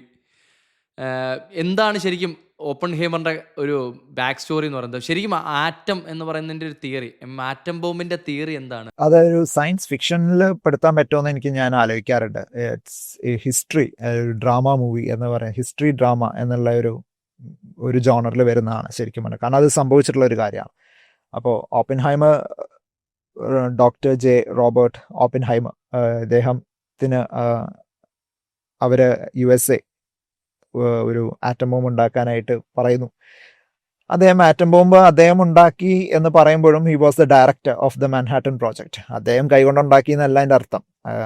4000-ഓളം ആൾക്കാർ അതിൽ വർക്ക് ചെയ്തിട്ടുണ്ട് എന്നാണ് എൻ്റെ ഓർമ്മ ശരിയാണെങ്കിൽ. 4000+ ആൾക്കാർ അതിൽ കോൺട്രിബ്യൂട്ട് ചെയ്തിട്ടുണ്ട് പല രീതിയിലും. It was A secret project. ആ സമയത്ത് ജർമ്മനി ഒരു സൈഡിൽ കൊമ്പൂത്തി നടക്കുന്നു, റഷ്യ അപ്പുറത്ത് യുറേനിയം കളക്ട് ചെയ്യുന്നു എന്ന് പറയപ്പെടുന്നു. ജപ്പാൻ ഒരു തരത്തിലും അടിയറവ് പറയുന്നില്ല. അപ്പോൾ ഇത്രയും വേൾഡ് വാർ 2 സമയത്ത് എങ്ങനെ ഇത് അവസാനിപ്പിക്കുന്നുള്ളൊരു ചോദ്യം അവരെ അലട്ടിക്കൊണ്ടേയിരിക്കുകയാണ്. അപ്പോൾ പിന്നീട് ഹിറ്റ്ലർ മരിക്കുന്നു, ജർമ്മനി അടിയറവ് പറയുന്നു. പക്ഷെ അപ്പോഴും ജപ്പാൻ അടിയറവ് പറയുന്നില്ല. ഇതായിരുന്നു അതിൻ്റെ ഒരു സിറ്റുവേഷൻ. ജപ്പാൻ സിനിമയിൽ തന്നെ പറയുന്നുണ്ട്, പ്രസിഡന്റ് പറയുന്നുണ്ട്, ലൈക്ക് ജപ്പാൻ ഒരിക്കലും അടിയറവ് പറയാൻ പോകുന്നില്ല. So the only way that we can finish this world war എന്ന് പറയുന്ന ഒരു ബോംബിട്ട് പരിപാടി തീർക്കുക. അപ്പോൾ കണക്ക് പ്രകാരം ബോംബിട്ട് മരിക്കാൻ സാധ്യതയുള്ള ആൾക്കാരേക്കാൾ കൂടുതൽ ആൾക്കാർ ഈ പറയുന്ന യുദ്ധം കണ്ടിന്യൂ ചെയ്യുകയാണെങ്കിൽ മരിക്കും. ഇങ്ങനൊരു ന്യായമാണ് മുമ്പോട്ട് വെക്കുന്നത്. അപ്പോൾ അതൊരു ലോജിക്കൽ എക്സ്പ്ലനേഷൻ ആണോ എന്ന് നമുക്ക് അറിയില്ല. ബട്ട് യുദ്ധം കണ്ടിന്യൂ ചെയ്തിരുന്നെങ്കിൽ ഒരു പക്ഷേ ഒരു 5 ലക്ഷം പേര് മരിക്കുമായിരുന്നു. ആറ്റം ബോംബ് ഇട്ടാൽ ഒരു കൂടിപ്പോയ 2 ലക്ഷം അല്ലേ മരിക്കുള്ളൂ എന്നുള്ളൊരു കണക്കൊക്കെ, രസകരമായിട്ടുള്ള കണക്കുകളൊക്കെ വരുന്നുണ്ട് അതിൽ. സോ അവർ ആറ്റം ബോംബായിട്ട് മുമ്പോട്ട് പ്രൊസീഡ് ചെയ്യുന്നു. അവർ പലതരത്തിലും ജപ്പാന് വാർണിംഗ് കൊടുക്കുന്നുണ്ടെങ്കിലും അവർ ആക്സെപ്റ്റ് ചെയ്യുന്നില്ല. അതുകൊണ്ട് ഹിറോഷിമ നാഗസാക്കി അവർ ചൂസ് ചെയ്യുന്നു ആൻഡ് അവരൊരു ബോംബിടുന്നു എന്നുള്ളതാണ്. അപ്പോൾ ആറ്റം ബോംബ് എന്ന് പറയുന്നത് ഈ ന്യൂക്ലിയർ ഫിഷൻ എന്ന് പറയുന്ന ഒരു പ്രോസസ്സ് വഴിയാണ്, സയൻറ്റിഫിക്കലി സ്പീക്കിംഗ്. യുറേനിയത്തിലോട്ട് ഒരു ന്യൂട്രോൺ കടത്തിവിടുക, യുറേനിയത്തിനെ സ്പ്ലിറ്റ് ചെയ്യുക എന്നുള്ള നമ്മൾ 12ാം ക്ലാസ്സിൽ പഠിക്കുന്ന സാധനമാണ്. ഇതാണ് അതിൻ്റെ ഉള്ളിൽ നടക്കുന്നത്. പിന്നീട് പുറത്തോട്ട് വരുന്ന സബ് പ്രോഡക്റ്റുകൾ, ആ പ്രോഡക്റ്റുകളിൽ വീണ്ടും ന്യൂട്രോണുകൾ ഉൾപ്പെട്ടിരിക്കുന്നു. ആ ന്യൂട്രോണുകൾ അടുത്ത യുറേനിയത്തിനെ പോയി ഇടിക്കുന്നു. ഇതൊരു ചെയിൻ റിയാക്ഷനായി ചടപടേ എന്ന് പറഞ്ഞ് പോവാണ്. അപ്പോൾ അതിലുണ്ടായിരുന്ന ഏറ്റവും വലിയൊരു ടെൻഷൻ, എനിക്ക് തോന്നുന്നു ആ സിനിമയിൽ മുമ്പോട്ട് എടുത്തു കാട്ടുന്ന ഒരു ടെൻഷൻ, ഒരൊറ്റ ആറ്റം ബോംബ് കൊണ്ട് ഈ ഭൂമിയെ മൊത്തം നശിപ്പിക്കാൻ സാധ്യത ഉണ്ടോ? അപ്പോൾ കാൽക്കുലേഷൻസ് അതിൽ 1-2 പേരും മുമ്പോട്ട് തന്നെ വെക്കുന്നുണ്ട്, ഒരു പക്ഷേ ഈ അറ്റ്മോസ്ഫിയറിൽ തന്നെ കയറി പിടിക്കാം, അത് മൊത്തത്തിൽ അഗ്നിക്കിരയാക്കാം എന്നൊക്കെ. പൂർണ്ണമായിട്ടും ഈ ലോകത്തെ മൊത്തം നശിപ്പിക്കുമെന്നുള്ളത്. എക്സാക്ട്ലി. അപ്പം അങ്ങനെ ഒരു സാധ്യതയുണ്ടോ എന്ന് അവർ ചിന്തിക്കുന്നു. പിന്നീട് മാത്തമാറ്റിക്സ് വീണ്ടും മുമ്പോട്ട് കൊണ്ടുവരുന്നു, അത് സാധ്യമല്ല, it's near to zero possibility എന്ന് സിനിമയിൽ തന്നെ പറയുന്നുണ്ട്. അങ്ങനെ ആണ് അവർ മുമ്പോട്ട് പ്രൊസീഡ് ചെയ്യുന്നത്. ഇല്ലെങ്കിൽ ഐൻസ്റ്റൈൻ തന്നെ ഓപ്പൻഹൈമറിനോട് പറയുന്ന ഒരു രംഗമുണ്ട്, അതായത് അങ്ങനെ നിങ്ങൾക്കൊരു പേടിയുണ്ടെങ്കിൽ, മാത്തമാറ്റിക്സ് നിങ്ങൾക്ക് മുമ്പിൽ കൊണ്ടുവരുന്ന ഉത്തരം ഒരു ഹൈ പ്രോബബിലിറ്റി ആണെങ്കിൽ നിങ്ങൾ എന്ത് ചെയ്യുക, നിങ്ങൾ ജർമ്മനിയോട് പറയുക, ഇതാണ് നിങ്ങളിപ്പോൾ ബോംബ് ഉണ്ടാക്കി നിങ്ങൾ ഇട്ടാലും നിങ്ങളെ തന്നെ കൊല്ലുന്നതിന് തുല്യമായി മാറും. അതുകൊണ്ട് ഏറ്റവും നല്ലത് ഷെയർ ദ റിസൾട്ട് എന്നുള്ളൊരു ഐഡിയ ആണ്. അപ്പോൾ റിസൾട്ട് എല്ലാവർക്കും ഷെയർ ചെയ്ത് കഴിഞ്ഞാൽ ആറ്റം ബോംബ് ഉണ്ടാക്കുന്നതിൽ അർത്ഥമില്ല എന്ന് മനസ്സിലാവും. പക്ഷേ അങ്ങനെ ഒരു സംഭവം നടക്കില്ല, അതായത് ലോകത്തെ മുഴുവൻ കൊന്നൊടുക്കാൻ പറ്റില്ല എന്നുള്ളൊരു റിസൾട്ടിൽ വന്നോടുകൂടിയാണ് അവർ ആറ്റം ബോംബ് ഉണ്ടാക്കാനായിട്ട് മുമ്പോട്ട് പ്രൊസീഡ് ചെയ്യുന്നത്. ആ ഡയലോഗില്ലേ ഓപ്പൺ ഹേമറിൽ, അതിപ്പോഴും ഭയങ്കര ഫേമസ് ആയിട്ട് ഉള്ളൊരു ഡയലോഗാണ്, now I am become death the destroyer of the worlds എന്നുള്ളത്. അത് ഗീതയിൽ നിന്ന് എടുത്തതാണ് എന്നാണ് പറയപ്പെടുന്നത്. അദ്ദേഹം വലിയൊരു ഫാനായിരുന്നു. ഇന്ത്യൻ പുരാണാസിന്റെ മിത്തോളജിയുടെ ഒക്കെ ഒരു ഫാനായിരുന്നു ഓപ്പൻഹൈമർ. ഇനി ഇതിലെ ചിലപ്പോൾ ഈ ഒരു സ്പേസ് മതി, ഇതിൽ കയറ്റി കണ്ടില്ലേ ഓപ്പൻഹൈമർ വരെ ഗീതയെ പൊക്കിപ്പിടിച്ച് നടക്കുകയായിരുന്നു. പൊന്നെ ഞാനൊന്നും പറഞ്ഞില്ല.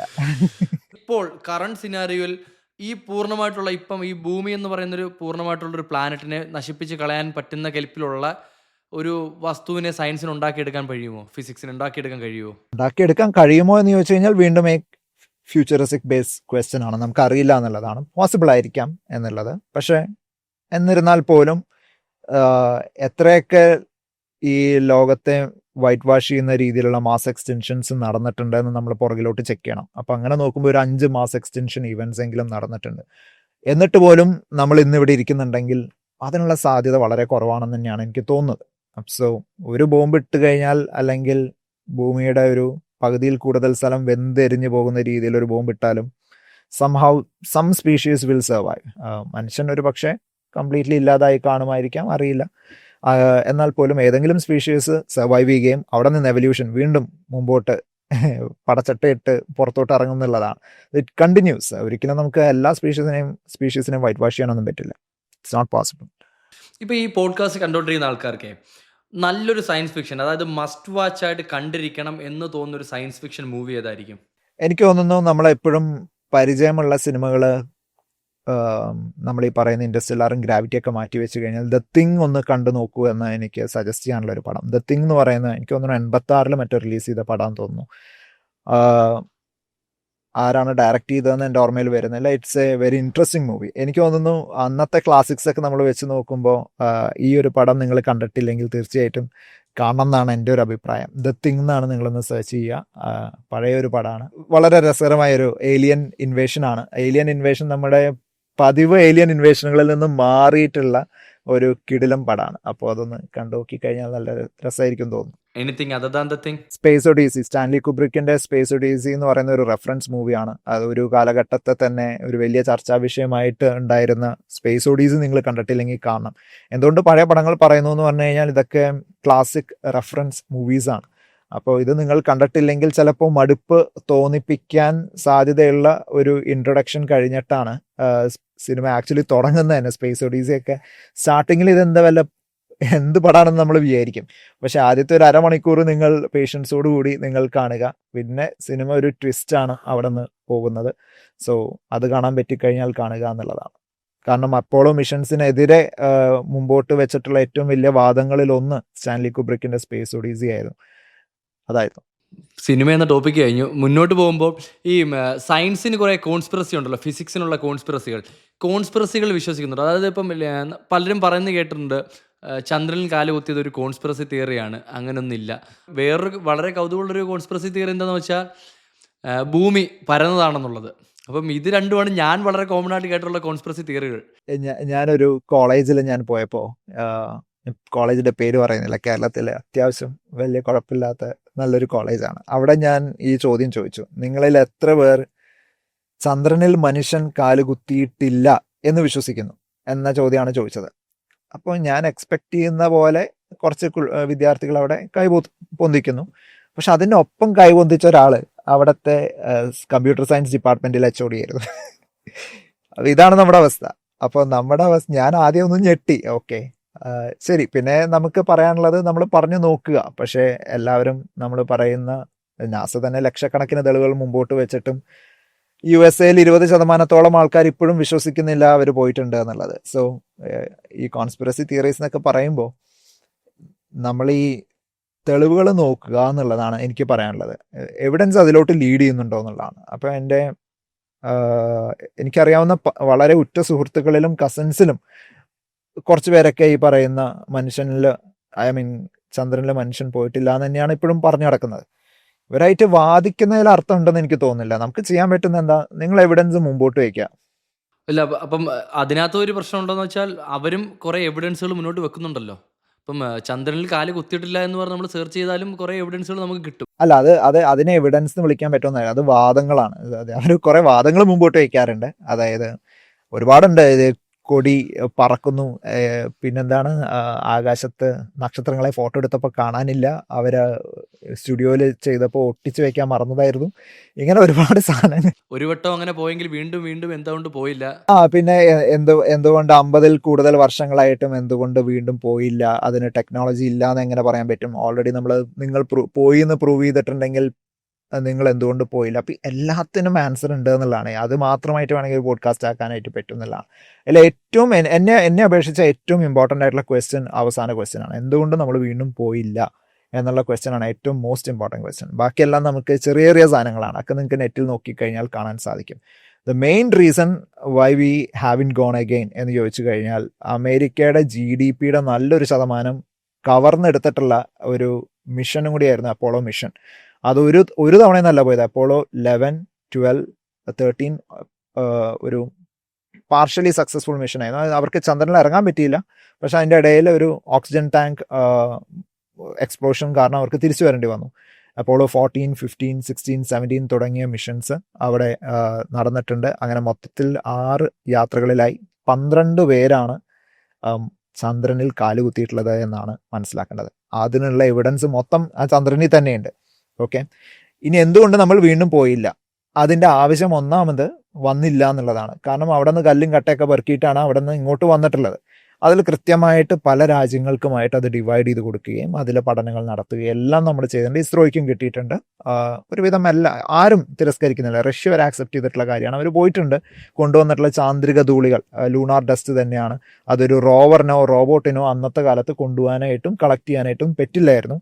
അത് മനുഷ്യൻ തന്നെ ഇറങ്ങി കുഴിച്ച് എടുക്കേണ്ട സാധനം തന്നെ. അല്ലെങ്കിൽ അന്നത്തെ ടെക്നോളജി പ്രകാരം അതേ പോസിബിൾ ആയിട്ടുള്ളൂ. അത്രയും അധികം മാസ് ഓഫ് ലൂണാർ സോയിൽ കൊണ്ടുവരണം എന്നുണ്ടെങ്കിൽ മനുഷ്യൻ തന്നെ പോയിട്ട് തന്നെ കളക്ട് ചെയ്യണം. അപ്പോൾ അതൊരു കാര്യം. പിന്നെ എന്തുകൊണ്ട് പോയില്ല? പല പൊളിറ്റിക്കൽ റീസൺസും അതിൻ്റെ പുറകിലുണ്ട്. നമ്മളിനി പോകുന്നുണ്ടോ? തീർച്ചയായിട്ടും പോകുന്നുണ്ട്. അതിൻ്റെ റോക്കറ്റ് റെഡി ആയി കഴിഞ്ഞു.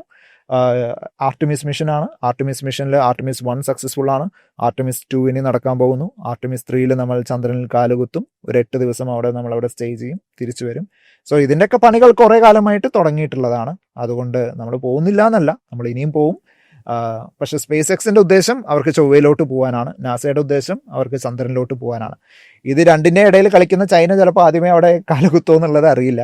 അവന്മാർ പല കാര്യങ്ങളും ചെയ്തുകൊണ്ടിരിക്കുന്നുണ്ട്. സോ ഈ ക്രോപ്പ് സർക്കിൾസ് മാൻമെയ്ഡ് ആണെന്ന് തോന്നുന്നുണ്ടോ? അതോ നാച്ചുറൽ ആയിട്ടുള്ളതാണോ? അതോ എക്സ്ട്രാ ടെറിട്ടറിയൽ ആയിട്ടുള്ളതാണോ? ക്രോപ്പ് സർക്കിൾസ് കംപ്ലീറ്റ്ലി മാൻമെയ്ഡ് ആണ്. അത് BBC ഒക്കെ പൊളിച്ചെഴുതിയിട്ടുള്ള സാധനമാണ്. അവരുടെ കൃത്യമായിട്ടുള്ള ഡോക്യുമെൻ്ററി ഒക്കെ ഉണ്ട്. എങ്ങനെയാണ് ക്രോപ്പ് സർക്കിൾസ് ഒറ്റ രാത്രി കൊണ്ട് ഇത് പോസിബിൾ ആക്കി എടുക്കുന്നത്, അതിനുള്ള ടെക്നോളജി എങ്ങനെയാണ് പോസിബിൾ ആകുന്നത്, ഇത്രയും മനോഹരമായിട്ട് ക്രോപ്പ് സർക്കിൾസ്.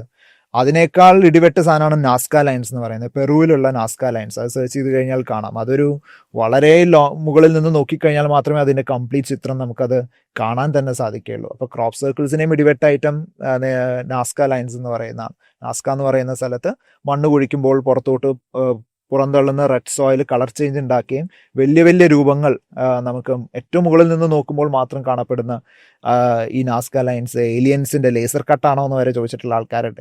അപ്പോൾ ഇതൊക്കെ മാൻമെയ്ഡ് ആണ്. ഇതൊക്കെ നമുക്കത് കാണിച്ചു കൊടുക്കാൻ പറ്റും. ഒറ്റ രാത്രി കൊണ്ട് തന്നെ ക്രോപ്പ് സർക്കിൾസ് നമുക്ക് ചെയ്ത് കാണിക്കാനായിട്ട് BBCയുടെ ഡോക്യുമെൻ്ററി നോക്കിക്കഴിഞ്ഞാൽ നിങ്ങൾക്ക് കാണാൻ സാധിക്കും. വളരെ സിമ്പിൾ ടെക്നിക്കാണ്. അതിന് വലിയ ടെക്നോളജി ഒന്നും വേണ്ട. അപ്പം ഇതേ കണക്ട് ചെയ്ത് ഈ കോൺസ്പിറസി തിയറി രണ്ടാമത് ഞാൻ ചോദിച്ചതെന്ന് പറഞ്ഞാൽ ഫ്ലാറ്റ് എർത്ത്. പരന്ന ഭൂമിക്കാരെ കൊണ്ട് ഭയങ്കര ശല്യമാണ്. കാരണം ഇപ്പോൾ മലയാള സിനിമയിൽ ഷൈൻ ടോം ചാക്കോ പൊന്തിച്ചുകൊണ്ട് നടക്കുന്നുണ്ട് ഫ്ലാറ്റ് എർത്ത്. എനിക്ക് തോന്നുന്നു അറ്റൻഷൻ കിട്ടാൻ വേണ്ടിയിട്ടാണോ എന്നുള്ളത് ഞാൻ ആലോചിക്കാറുണ്ട്. അദ്ദേഹം പറയുന്ന ന്യായങ്ങൾ നമ്മൾ മുമ്പോട്ട് നോക്കിക്കഴിഞ്ഞാൽ രസകരമായ ന്യായങ്ങളാണ്. അദ്ദേഹം റീസെൻ്റ്ലി ഏതൊരു വീഡിയോയിലാണ് USA നിന്ന് ചൈനയിലോട്ട് എന്തുകൊണ്ട് എല്ലാ രാജ്യങ്ങളുടെ മുകളിലൂടെ പറന്നു പോകുന്നു, എന്തുകൊണ്ട് പസഫിക് ഓഷൻ്റെ മുകളിലൂടെ പോകുന്നില്ല എന്നൊരു ചോദ്യം മുമ്പോട്ട് വെച്ചത്. അപ്പോൾ അപ്പുറത്തിരിക്കുന്ന ആൾ പെട്ടു. കാരണം അങ്ങനെ പെട്ടെന്ന് ഷൈൻ ടോം ചാക്കോ പോലെ ഒരാൾ പറയുമ്പോൾ ആണോ ഇനി അങ്ങനെ തന്നെയാണോ എന്ന് നമ്മൾ വിചാരിക്കും. പസഫിക് ഓഷൻ്റെ മുകളിലൂടെയും ഫ്ലൈറ്റുകൾ പോകുന്നുണ്ട് എന്നുള്ളതാണ് ആദ്യം മനസ്സിലാക്കേണ്ട കാര്യം. അപ്പോൾ പിന്നെ അവിടെ ആ ഒരു വാദം അവിടെ തന്നെ പൊളിയാണ്. ഓക്കെ, പിന്നെ ഭൂമിയുടെ റൊട്ടേഷൻ, പല ഫ്ലൈറ്റ് പോകുന്ന യാത്ര പോകുന്ന ഏറ്റവും നിയറസ്റ്റ് എത്രയും പെട്ടെന്ന് മറ്റുള്ള രാജ്യത്തിൽ ഏറ്റവും കുറഞ്ഞ ജെറ്റ് ഫ്യൂവൽ യൂസ് ചെയ്തിട്ട് എങ്ങനെ എത്താം, ഇങ്ങനെ ഒരുപാട് കാര്യങ്ങൾ ഫാക്ടേഴ്സ് അതിൽ വരുന്നുണ്ട്. അപ്പോൾ അതിനനുസരിച്ച് അങ്ങോട്ടും ഇങ്ങോട്ടൊക്കെ മാറിയെന്നിരിക്കും. ഇനി ഒന്നും വേണ്ട, നിങ്ങൾ കടലിൽ പോയി, ഒരു ബീച്ചിൽ പോയി നിൽക്കുക, ഒരു ഷിപ്പ് ഇങ്ങനെ പോകുന്നത് നിങ്ങൾ നോക്കുക, നിങ്ങളിൽ നിന്ന് അകന്ന് പോകുന്ന ഷിപ്പ് നിങ്ങൾ നോക്കിക്കഴിഞ്ഞാൽ ആദ്യം ആ ഷിപ്പ് താഴ്ന്നു പോകുന്ന പോലെയാണ് നിങ്ങൾ കാണുക.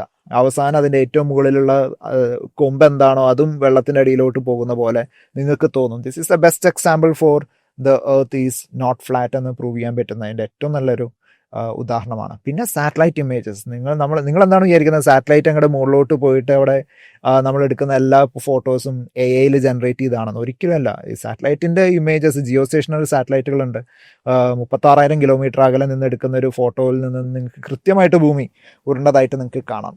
പിന്നെ എനിക്ക് തോന്നുന്നു ഇനി നമ്മൾ അതിനെപ്പറ്റി, ഫ്ലാറ്റ് എർത്തിനെ പറ്റി പറയുന്നതിൽ പോലും അർത്ഥമില്ല. കാരണം എന്നാൽ പോലും ഈ പറയുന്ന കുറച്ച് പേർക്ക് അല്ലേ, ഫ്ലാറ്റ് എർത്ത് ആണ് എന്ന് പറഞ്ഞ് നടക്കുന്നവർക്ക് വേണ്ടിയിട്ട് വീണ്ടും ഒരു ഐ ഓപ്പണിംഗ് ആയിട്ടുള്ള ഒരു സ്റ്റേറ്റ്മെന്റ് ആണെന്ന് മാത്രം. അതിൽ കൂടുതൽ ഇതിലൊന്നുമില്ല. 2025 മറ്റേ ജ്യോതിശാസ്ത്രവും പക്ഷിശാസ്ത്രവും പറയുന്ന പോലെ ആയി പോവില്ലേ? ആണ്. ഇത് ഫ്ലാറ്റ് എർത്ത് സൊസൈറ്റി എന്ന് പറയുന്ന ഒരു സൊസൈറ്റി നെറ്റിൽ സെർച്ച് ചെയ്ത് കഴിഞ്ഞാൽ അവർക്ക് ഒരു ടീം ഉണ്ടെന്നുള്ളതാണ്. അതിൽ ഒരുപാട് പേര് രജിസ്റ്റർ ചെയ്ത അതിലെ അംഗങ്ങളാണ് ഫ്ലാറ്റ് എർത്ത് സൊസൈറ്റിയിൽ. ഇത് പേടിപ്പിക്കുന്ന ഒരു നമ്പർ തന്നെയാണ്. അതിൽ ആക്ച്വലി ഒരുപാട് പേര് അതിൽ അംഗത്വം നേടിയിട്ട് അവർ ഇത് പൊക്കിപ്പിടിച്ച് നടക്കുകയാണ്. അതിൽ ഈവൻ സയൻറ്റിസ്റ്റുകൾ എന്ന് അവകാശപ്പെടുന്ന ആൾക്കാരുണ്ട്, ഫിസിസിസ്റ്റ് എന്ന് അവകാശപ്പെടുന്ന ആൾക്കാരുണ്ട്. ഇതൊക്കെ കോമഡിയാണ്. ഇതൊക്കെ കേൾക്കും, ഇവരൊക്കെ ഉണ്ടോ എന്നുള്ള രീതിയിൽ നമ്മൾ അന്താളിച്ചു പോകും. ഭൂമി പരന്നതാണ്. അപ്പം നമ്മൾ ചോദിക്കുന്നുണ്ട്, ആ പരന്ന ഭൂമിയാണെങ്കിൽ ശരി, സമ്മതിച്ചു, അതിൻ്റെ അറ്റത്ത് എന്താണെന്ന് നമ്മൾ അവരോട് ചോദിച്ചു കഴിഞ്ഞാൽ ഓരോ രാജ്യങ്ങളിലും ഓരോ തിയറീസാണ് അവർ മുമ്പോട്ട് വയ്ക്കുന്നത്. ചിലർ പറയുന്നത് അതിൻ്റെ ചുറ്റും വലിയ വലിയ മലകളാണ്, ആ മലകളുടെ അപ്പുറത്തോട്ട് പോയി കഴിഞ്ഞാൽ നിങ്ങൾ താഴോട്ട് പോകും. അപ്പം നമ്മൾ ചോദിക്കുന്ന അടുത്ത ചോദ്യം, ഈ ഫ്ലാറ്റ് എർത്ത് ഏതിൻ്റെ മുകളിലാണ്, എവിടെയാണ് നിൽക്കുന്നത്? അപ്പോൾ ഒരു ഇന്ത്യൻ മിത്തോളജി പ്രകാരം അതൊരു ആമയുടെ പുറത്തും, നിങ്ങൾ അമേരിക്കയിലോട്ട് പോയാൽ ഒരു ആനയുടെ പുറത്തൊക്കെയാണ്. ഇനി അത് തിരിഞ്ഞു പോയോന്ന് എനിക്കറിയില്ല. അപ്പോൾ ആ ആന ഏതിൻ്റെ പുറത്തിരിക്കാന്ന് ചോദിച്ചു കഴിഞ്ഞാൽ മറ്റൊരു ആനയുടെ പുറത്താണ് എന്ന് പറഞ്ഞു പോകുന്ന ഇൻഫിനിറ്റ് ആനകളുടെ തിയറീസൊക്കെ അവർ മുമ്പോട്ട് വയ്ക്കാറുണ്ട്. കോമഡിയാണ്. ഇതിലും വളരെ സീരിയസ് ആയിട്ടുള്ള പല തിയറീസും നമ്മുടെ ട്വിറ്ററിൽ കാണാൻ പറ്റും. ഞാൻ ട്വിറ്ററിൽ ലേറ്റസ്റ്റ് കണ്ടതെന്ന് പറഞ്ഞാൽ രണ്ട് രാജ്യങ്ങൾ, എനിക്കത് ഞാൻ പറഞ്ഞില്ല, ഇത് AI ജനറേറ്റഡ് ആണോ അല്ലയോ എന്ന് അറിയാൻ വയ്യ. ഇതിൻ്റെ ഒരു എന്താ പറയുക, ഒരു ഒറിജിനാലിറ്റി എത്രത്തോളം ഉണ്ടെന്ന് എനിക്കറിയില്ല. ലേസർ പോകുമ്പോൾ രണ്ട് രാജ്യത്തുള്ള മിസൈലുകളെ ഈ ലേസർ ടച്ച് ചെയ്യുന്നു. സോ ഈ ഭൂമി പരന്നതല്ല എങ്കിൽ ഈ കർവേച്ചറിൽ ലേസർ എങ്ങനെ തിരിയുന്നില്ല എന്നുള്ളൊരു ചോദ്യം വെച്ചൊരു ട്വിറ്ററിലൊരു വീഡിയോ ഞാൻ കണ്ടായിരുന്നു ഈ അടുത്ത്. സോ ഈ ഭൂമി സർക്കിൾ പോലെ ആണെങ്കിൽ ഓരോ കർവേച്ചറിലും ഈ ലേസർ തിരിഞ്ഞു പോകണ്ടേ, പക്ഷേ ഇത് സ്ട്രെയിറ്റ് ലൈൻ ആയിട്ടാണ് ഈ രണ്ട് രാജ്യങ്ങളിലെയും പോയി ഈ ലേസർ ടച്ച് ചെയ്യുന്നുള്ളത്. അതിന് ഞാൻ പറഞ്ഞില്ല, ഇതിന്റെ ഒറിജിനാലിറ്റി എന്താണെന്ന് എനിക്കറിയില്ല. നമുക്കൊരു സിമ്പിൾ ന്യൂട്ടന്റെ നിയമപ്രകാരം നമുക്കിത് ഭൂമി പരന്നല്ല എന്നൊക്കെ നമുക്ക് പ്രൂവ് ചെയ്യാനായിട്ട് സാധിക്കും. ഒരു തോക്ക് വെച്ച് നിങ്ങൾ ഫയർ ചെയ്ത് കഴിഞ്ഞാൽ പോകുന്ന ബുള്ളറ്റിന്റെ പാത്ത് നമ്മൾ ലോസ് ഓഫ് മോഷൻ എന്ന് പറയുന്ന ഒരു ചാപ്റ്റർ ഉണ്ട് 11ാം ക്ലാസ്സിൽ. അത് പ്രകാരം മോഷൻ ഇൻ എ പ്ലെയിൻ എന്ന് പറയുന്ന ഒരു ചാപ്റ്റർ ഉണ്ട്. ലോസ് ഓഫ് മോഷൻ ഇല്ല, മോഷൻ ഇൻ എ പ്ലെയിൻ എന്ന് പറയുന്ന ചാപ്റ്റർ ഉണ്ട്. അത് പ്രകാരം നിങ്ങൾക്ക് ആ ബുള്ളറ്റിന്റെ റേഞ്ച് കാൽക്കുലേറ്റ് ചെയ്യാൻ സാധിക്കും. ഓക്കെ, അപ്പോൾ നമ്മൾ കാൽക്കുലേറ്റ് ചെയ്ത് കിട്ടുന്ന റേഞ്ച് നമ്മൾ എഴുതി വെക്കുന്നു. ഇനി നിങ്ങൾ ശരിക്കും അത് എക്സ്പെരിമെന്റ് ചെയ്ത് നോക്കുക. അപ്പോൾ അതിൽ പല ഫാക്ടേഴ്സ് വരും. തീർച്ചയായിട്ടും അതിൽ അറ്റ്മോസ്ഫിയറിക് ഫ്രിക്ഷൻ വരും, പല കാര്യങ്ങളും വരും. പക്ഷെ ഒരു സ്നൈപ്പർ ഉപയോഗിച്ച് നിങ്ങൾ ഫയർ ചെയ്ത് കഴിഞ്ഞാൽ നിങ്ങൾക്ക് കിട്ടേണ്ട റേഞ്ചും നിങ്ങൾ മാത്തമാറ്റിക്കലി കാൽക്കുലേറ്റ് ചെയ്ത് കിട്ടുന്ന റേഞ്ചും രണ്ടും രണ്ടായിരിക്കും. അതിൻ്റെ റീസൺ എന്ന് പറഞ്ഞു കഴിഞ്ഞാൽ നിങ്ങൾക്ക് ശരിക്കും ഒബ്സർവ് ചെയ്ത് കിട്ടുന്ന റേഞ്ച് കൂടുതൽ ദൂരമായിട്ട് നിങ്ങൾക്ക് കിട്ടുന്ന കാണാം. കാരണം ഭൂമി പരന്നതല്ലാത്തത് കൊണ്ടാണ്. ഉരുണ്ട ഭൂമിയിൽ നിങ്ങൾ അങ്ങനെ ഒരു എക്സ്പെരിമെന്റ് കണ്ടക്ട് ചെയ്ത് കഴിഞ്ഞാൽ ഈ പറയുന്ന അതിൻ്റെ റേഞ്ച് രസകരമായിട്ട് അത് വളഞ്ഞു വരുന്നതുകൊണ്ട് കൂടുതൽ ദൂരം അത് ട്രാവൽ ചെയ്തതായിട്ട് നിങ്ങൾക്ക് കാണാൻ സാധിക്കും. അപ്പോൾ ഒരു സിമ്പിൾ സ്നൈപ്പർ ഗൺ എക്സ്പെരിമെന്റ് മതി ഇത് തെറ്റാന്ന് തെളിയിക്കാനായിട്ട്. അതിലും കൂടുതലൊന്നും ഇല്ല എന്നുള്ളതാണ് എനിക്ക് തോന്നുന്നത്. ലൈറ്റ് വളരെ സ്പീഡിൽ ട്രാവൽ ചെയ്യുന്നു നമുക്ക് അറിയാം. എന്തുകൊണ്ട് പ്രകാശം ഇത്രയും വേഗത്തിൽ സഞ്ചരിക്കുന്നു? യെസ്, അപ്പോൾ ഇതിൽ എനിക്ക് പറയാനുള്ളത് പലരുടെയും സംശയങ്ങളിൽ ഒന്ന് ഈ വെളിച്ചത്തിൻ്റെ വേഗതയെ പറ്റിയിട്ടാണ്. 3,80,000 കിലോമീറ്റർ ഒരു സെക്കൻഡിൽ കവർ ചെയ്യുന്നത് എങ്ങനെ? അതിന് നമുക്ക് ഒറ്റ ഉത്തരം എന്ന് പറയുന്നത് ഇപ്പോൾ നമുക്ക് പ്രസൻ്റ്ലി അവൈലബിൾ ആയിട്ടുള്ള ഒരു നല്ലൊരു explanation, it has no mass ഇല്ലാത്ത ഏതൊരു സാധനവും അതുകൊണ്ട് തന്നെ ആ ഒരു സ്പീഡാണ് കൈവരിക്കുക. അത് പിന്നെ അത് സബാറ്റോമിക് റൂൾസ് ആണ്. ഈ പറയുന്ന ഫോട്ടോൺ എന്ന് പറയുന്ന ഇലക്ട്രോ മാഗ്നറ്റിക് ഫോഴ്സ് കാരിയർ എന്ന് വിളിക്കുന്ന ഈ കണിക എന്ന് പറയുന്നത് അതിൻ്റെ ഏറ്റവും മാക്സിമം സ്പേസിൻ്റെ ഉള്ളിൽ നമുക്ക് കൈവരിക്കാൻ പറ്റുന്ന സ്പീഡാണ് ഈ പറയുന്ന 3,80,000 കിലോമീറ്റേഴ്സ് സെക്കൻഡ് എന്ന് പറയുന്നത്. അതിനേക്കാൾ മുകളിൽ ഏതെങ്കിലും പാർട്ടിക്കിൾ പോകുന്നതായിട്ട് നമുക്ക് തെളിവുകളില്ല. മാത്തമാറ്റിക്കലി മുമ്പോട്ട് വയ്ക്കുന്ന ഹൈപ്പോത്തറ്റിക്കൽ പാർട്ടിക്കിൾസ് ഉണ്ട്, ടാക്യോൺ പോലെയുള്ള കണികൾ മുമ്പോട്ട് വരുന്നുണ്ട്, പക്ഷേ തെളിവുകളൊന്നും നമുക്കില്ല. ഒരു വലിയ ടോപ്പിക്കാണല്ലേ, പറഞ്ഞാലും തീരാത്ത ടോപ്പിക്കുകളുണ്ട് ഫിസിക്സിൽ. അല്ല, എനിക്ക് തോന്നുന്നു നമ്മൾ സ്കൂളുകളിലും ക്ലാസ്സുകളിലൊക്കെ ഈ ഫിസിക്സ് പഠിപ്പിക്കുമ്പോൾ എനിക്ക് മനസ്സിലായിട്ടുള്ള ഒരു കാര്യം എന്ന് പറഞ്ഞു കഴിഞ്ഞാൽ, നമ്മൾ കട്ട ഫിസിക്സ് പറഞ്ഞുകൊണ്ടിരുന്നിട്ട് കാര്യമില്ല, അവർ എൻജോയ് ചെയ്യില്ല എന്നുള്ളതാണ്. സോ എപ്പോഴും ഒരു ഫിസിക്സ് ക്ലാസ് നമ്മൾ എടുക്കുന്ന സമയത്ത് ഒന്ന് ബാലൻസ്ഡ് ആയിട്ട് അത് കൊണ്ടുപോകാനായിട്ട് പറ്റണം. അതായത് കുട്ടികൾ കേൾക്കാൻ ആഗ്രഹിക്കുന്ന പല ടോപ്പിക്കുകളുണ്ടാവും. Newton's law of motion, gravitation, ശരിയാണ്, ഇതൊക്കെ നമുക്ക് പഠിക്കാനുള്ള കാര്യങ്ങളൊക്കെ തന്നെയാണ്.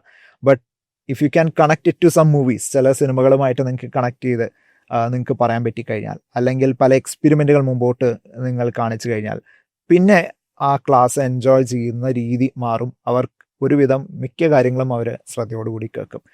തമാശ എന്താന്ന് പറഞ്ഞു കഴിഞ്ഞാൽ, ഇതെല്ലാം കഴിഞ്ഞിട്ട് ആകെ ഓർമ്മയിൽ നിൽക്കുന്നത് ചിലപ്പോൾ ആ എക്സ്ട്രാ പറഞ്ഞ കാര്യങ്ങളായിരിക്കും. ഇത് പലപ്പോഴും സംഭവിക്കാറുണ്ട്. ബാക്കിയുള്ള കാര്യങ്ങളൊക്കെ അവർ വിടുമായിരിക്കും, അവർക്ക് പഠിക്കാനുള്ളതൊന്നും അവർ പിന്നെ ഓർമ്മയിൽ നിൽക്കില്ല. പിന്നെ സാറ് മറ്റേ ജ്യോതിഷത്തെ പറ്റി അന്ന് പറഞ്ഞില്ലേ എന്ന് പറഞ്ഞിട്ടായിരിക്കും പിന്നെ സംശയങ്ങളായിട്ട് വരാം. അതാണ് അതിൻ്റെ രസകരമായ കാര്യം. സോ അങ്ങനെ തന്നെ വേണം എപ്പോഴും, ഒരു ബാലൻസ്ഡ് ഡയറ്റ് എന്ന് പറയുന്ന പോലെയാണ്. ഇപ്പോൾ ഒരു 10 വയസ്സ് അല്ലെങ്കിൽ 12 വയസ്സുള്ള ഒരു കുട്ടി ജനറേറ്റ് ചെയ്യുന്ന ഇൻകം ഒക്കെ കേട്ടാൽ നമ്മൾ ഞെട്ടിപ്പോകുന്നതാണ്. ഇതിന്റെ കമന്റ് സെഷനിൽ മാത്രം നോക്കിക്കഴിഞ്ഞാൽ കുറവ് സയൻസും കൂടുതൽ മതമായിരിക്കും വരാൻ പോകുന്നതിൽ യാതൊരു ഡൗട്ടും ഇല്ല. എനിക്കും കുറച്ചുകൂടെ പറയാൻ അല്ലെങ്കിൽ ആഗ്രഹമുള്ളൊരു കാര്യം പറഞ്ഞാൽ കുറച്ചുകൂടെ യുക്തി ഉപയോഗിച്ച് ചിന്തിക്കുക എന്നുള്ള രീതിയിൽ മാറുക എന്നുള്ളത് ആളുകൾ.